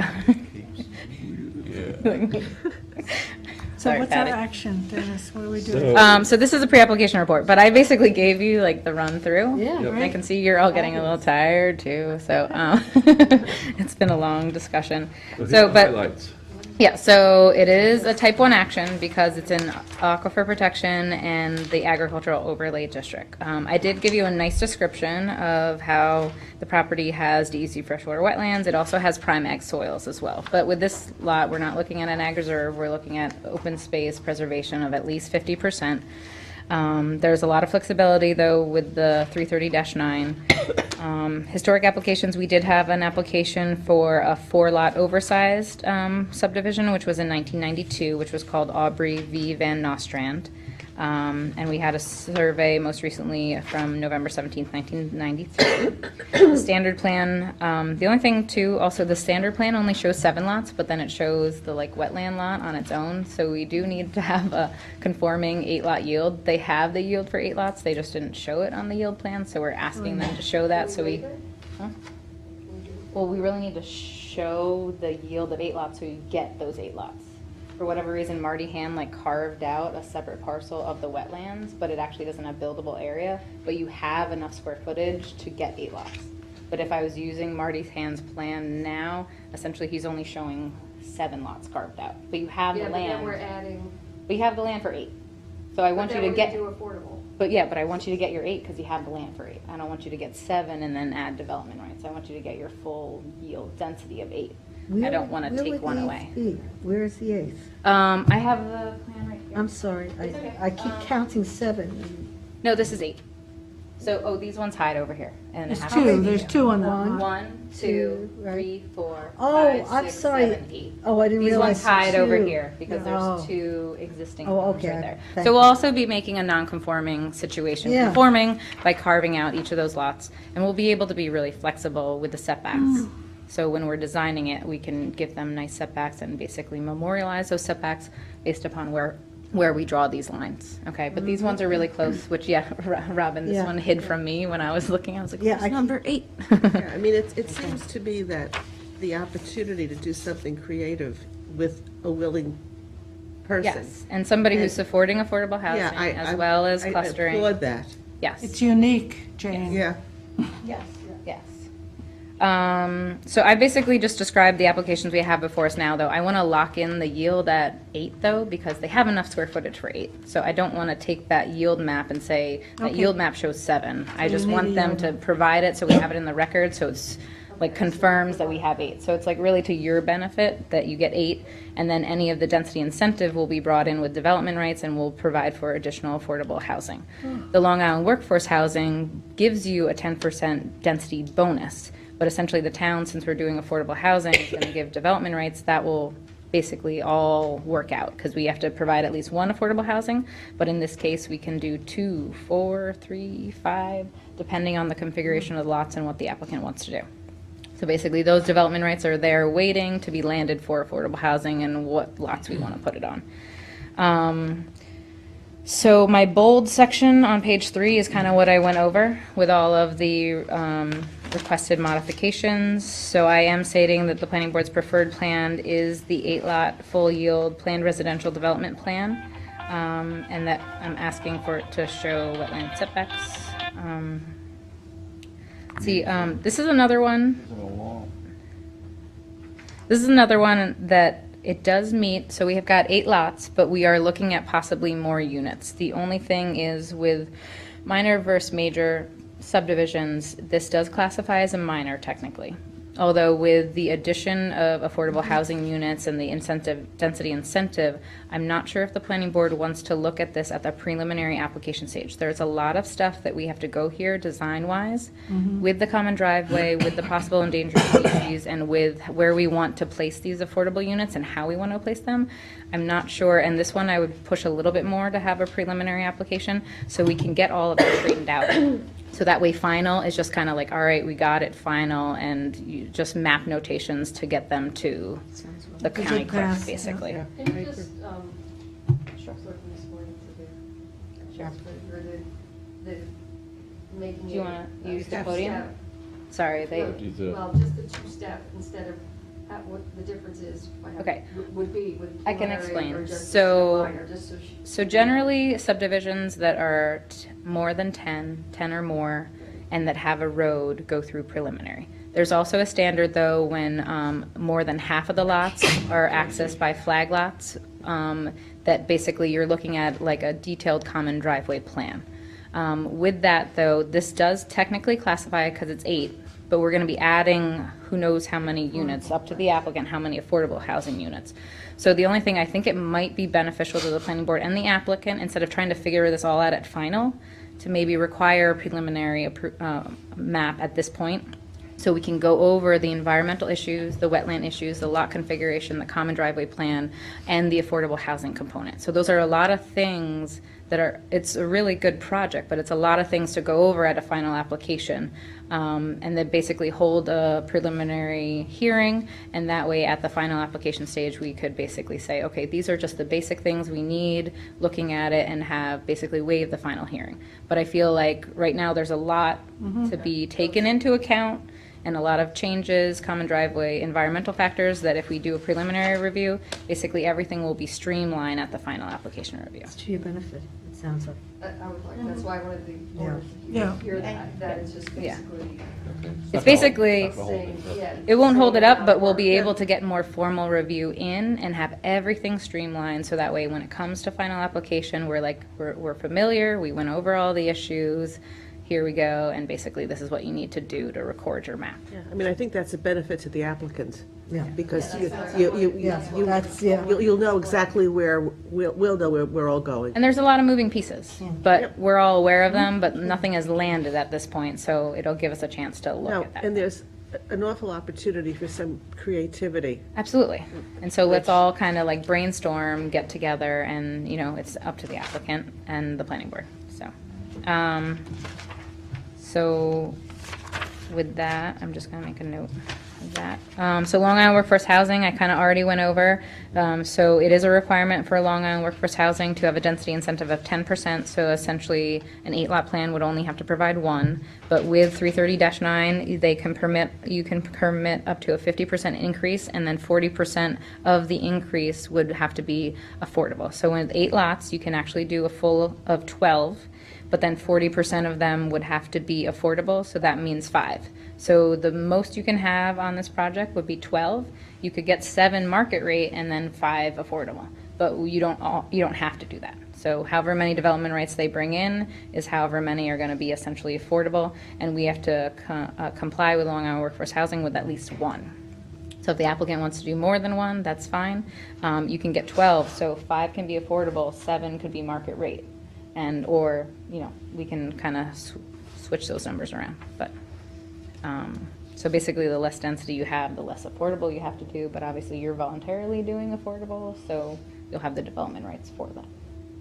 So, and then, so I met with Diane, and she basically said they support the affordable housing in this location. The parcel currently has access to sidewalks that lead to the hamlet of Bridgehampton. Credits will be transferred as necessary for affordable housing at no cost to the applicant. So that just kind of like solidifies our discussion. It is in conformance with a comprehensive plan. The Bridgehampton Sag Harbor Turnpike is in a scenic greenway and scenic road. Park requirement, I believe also park requirement if we get the open space configuration and the open space trail linkage. I did want to talk to the planning board, but show you the numbers. The park fee is $25,000 per lot in this location. So if it was on the full thing, it would actually be $200,000, but depending on the density incentive and the existing homes, we would take out some lots essentially.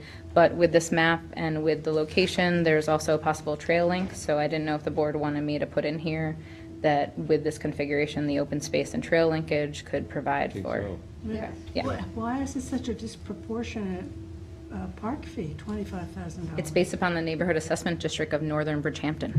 So think of Northern Bridgehampton and how much property values are. South of the highway, it's $50,000 per lot. These are like our highest areas because the value in these areas are so high based upon our Park fee assessed. typically is like $2,500. That's only for 2 lots. Yeah. Otherwise, Two it's lots. based upon the neighborhood assessment district. So we range, park fees range Western Town, like $8,000 per lot. The eastern part of the town and in Bridgehampton, they are the priciest. So north of the highway is generally around $25,000, south of the highway is like $50,000 per lot. And it's based upon the Because assessed. housing on the Bridgehampton Turnpike is not. Yeah. But we're discussing waiving it because of the public benefit Yeah, of the I open get that. space and because of the trail linkage that can be provided. So by clustering this, there's a possibility of linking a trail. There's one lot away over here to the Mulva Hill. And so through this subdivision, we'll be able to have a nice trail Well, linkage. that would be good because Skellinger refused a. Yeah, so there's trail. one lot missing. And actually here, there's wetlands as well. So we might be able to, I've met with those people a few times, but they haven't submitted anything formally. So I'll put in waiver of the park fee. Walking the Skellinger property. Waiver of the park fee if, Be running. You could be running. You'd be ready. I've walked Close? that property many times. so we'll say Not waiver of the Skellinger, park but fee trails. based Yeah. upon open space. Yes. Okay, Park fee can be satisfied through open space dedication. yeah, great. I just wanted to put those numbers out Yes. there too, because those are big numbers. Yeah. Public hearing, we did receive comments at the public hearing. They stated parcels should be preserved, possible tiger salamander breeding ponds, environmentally sensitive, groundwater flow connection to north, south, and east within vicinity of preserved Long Pond green pelt, concerns with lots in the rear of the property due to adjacent land use as hunting preserve, and is there public water in the vicinity? And there is a hydrant right here with water mains.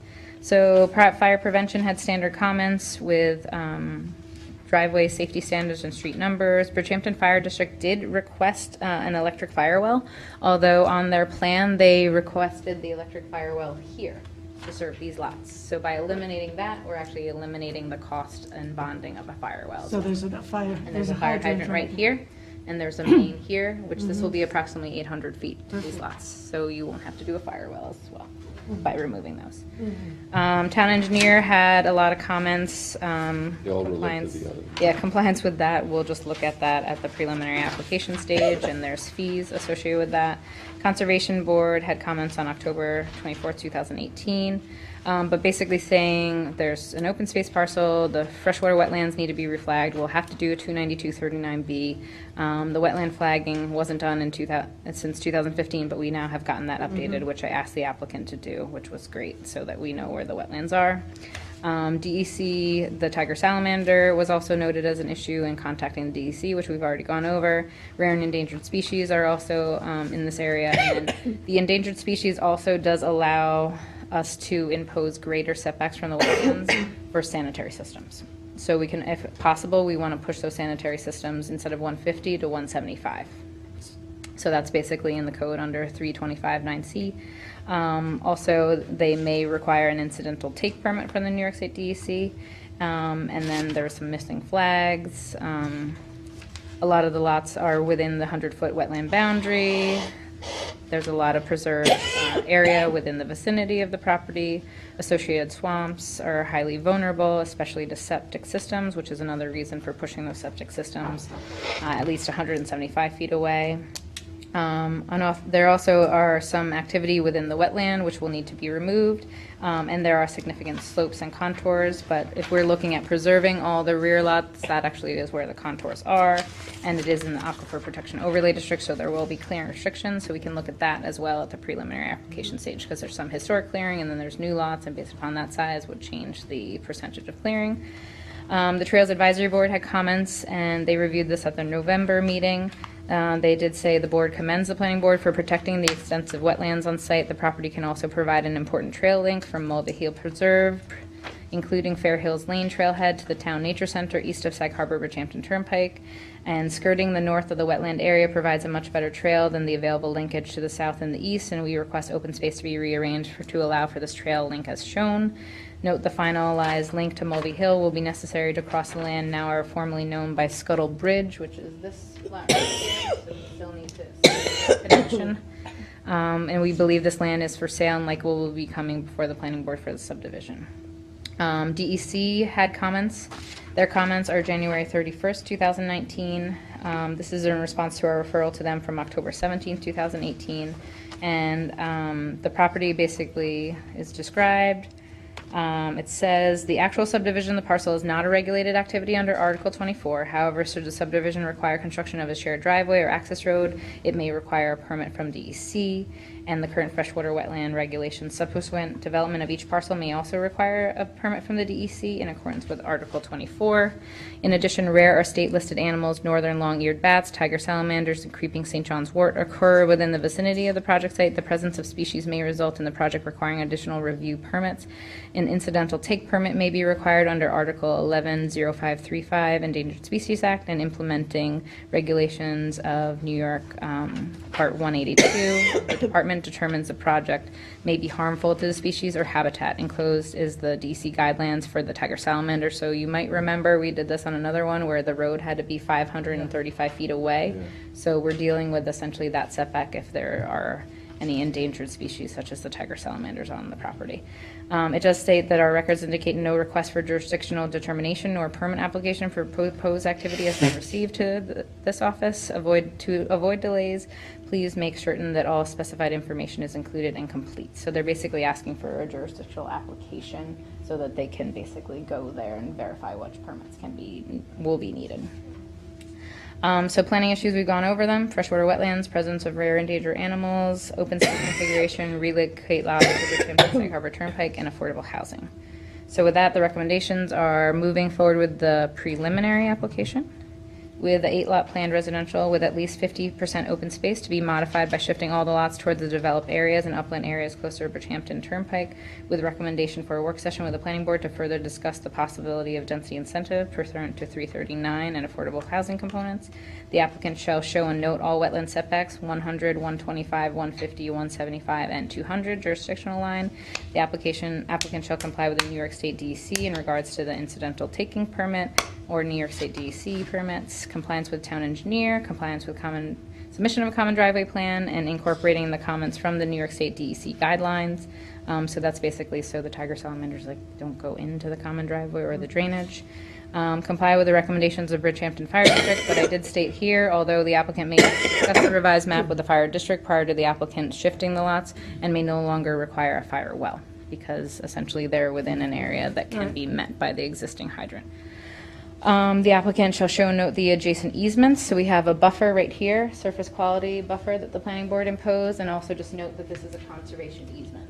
So this is basically to remain untouched, but it does allow the existing hunting preserve to remain. So just so everyone knows where that is and what easements are there. Yes.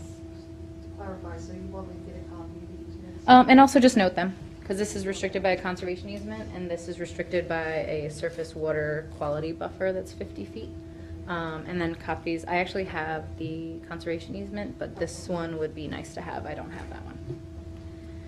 And then the rest is standard fire prevention comments, driveway safety, street numbers, and then I am requesting a long form environmental assessment on this one because it is a type 1 action.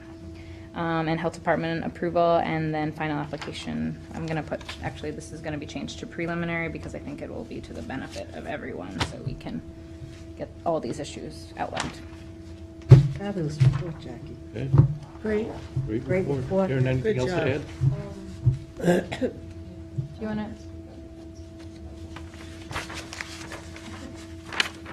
What about the ticks and the? Come to the microphone. It's just a If you want to report. make a comment, you just have to say it in.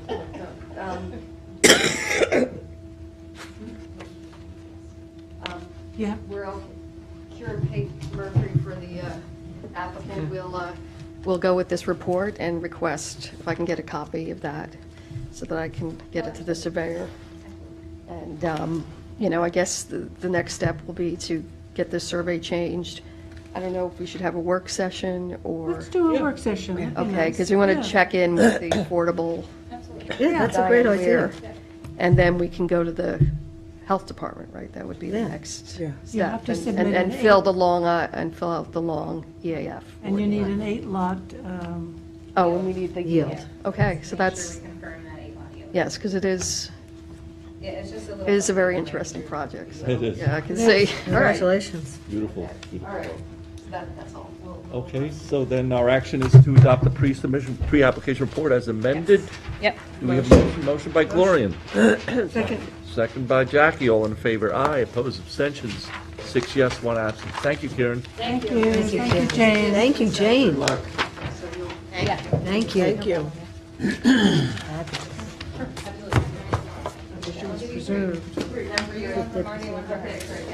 Lightning round. All right, so I'm going back to number 3, Item 3. 90-day extension until June 7, 2019. Very good. Do we motion? Motion. Motion by Robin. Second. Second by Gloria. All in favor, aye. Opposed, abstentions. 6 yes. Great, 1 absent. Item 4 is Sherwood Sherwood Tanners. So they are just working on their SWIP, and Kathleen actually just reviewed their covenants. Their maps are all set, so they should be finishing up in this 90-day. Okay, So motion. this is to June 10th. Motion by Jackie. Second. Second by Robin. All in favor, aye. Opposed, abstentions. 6 yes. Item 5 is M4 Lumber. Ford Lumber, they haven't been to you guys until, since the summer. I'm handling this application. They are getting me all the information that we requested at the final conditional approval. You last granted 2 90-day extensions. This is just for 1 more to keep it valid. They actually have all the legal documents pending, but they never submitted them to us, so we're kind of like, restarting this one. But we approved this on August 10th, 2017. So it's been hanging out there for like a year and a half. So this is a 90-day extension, which would give them till April 22nd to bring in all the required legal documents. Do you guys remember this one? Yep. Okay. This is like the L-shaped ag reserve. Yeah. With 4 oversized lots with the common driveway. Yep, and then we did a Right next drainage to easement. Wallentus. We did a drainage easement, yeah, right Yeah, next, it's right next to north the of Wallentus, Wallentus, yeah. yeah. And we did a drainage easement, because there's that watershed that comes down. Right. Yep. So they're basically working on submitting everything. Do we have a motion by Phil? Second. Nice one, Dennis. I thought you did. No, I will. No, I thought you did. Who's the second? Jackie Button, the second. All in favor? Aye. Opposed? Abstentions? You didn't 6 yes. say anything, I did, and he ignored both of us. Any add-ons? No. Very good. What happened to the gateway thing?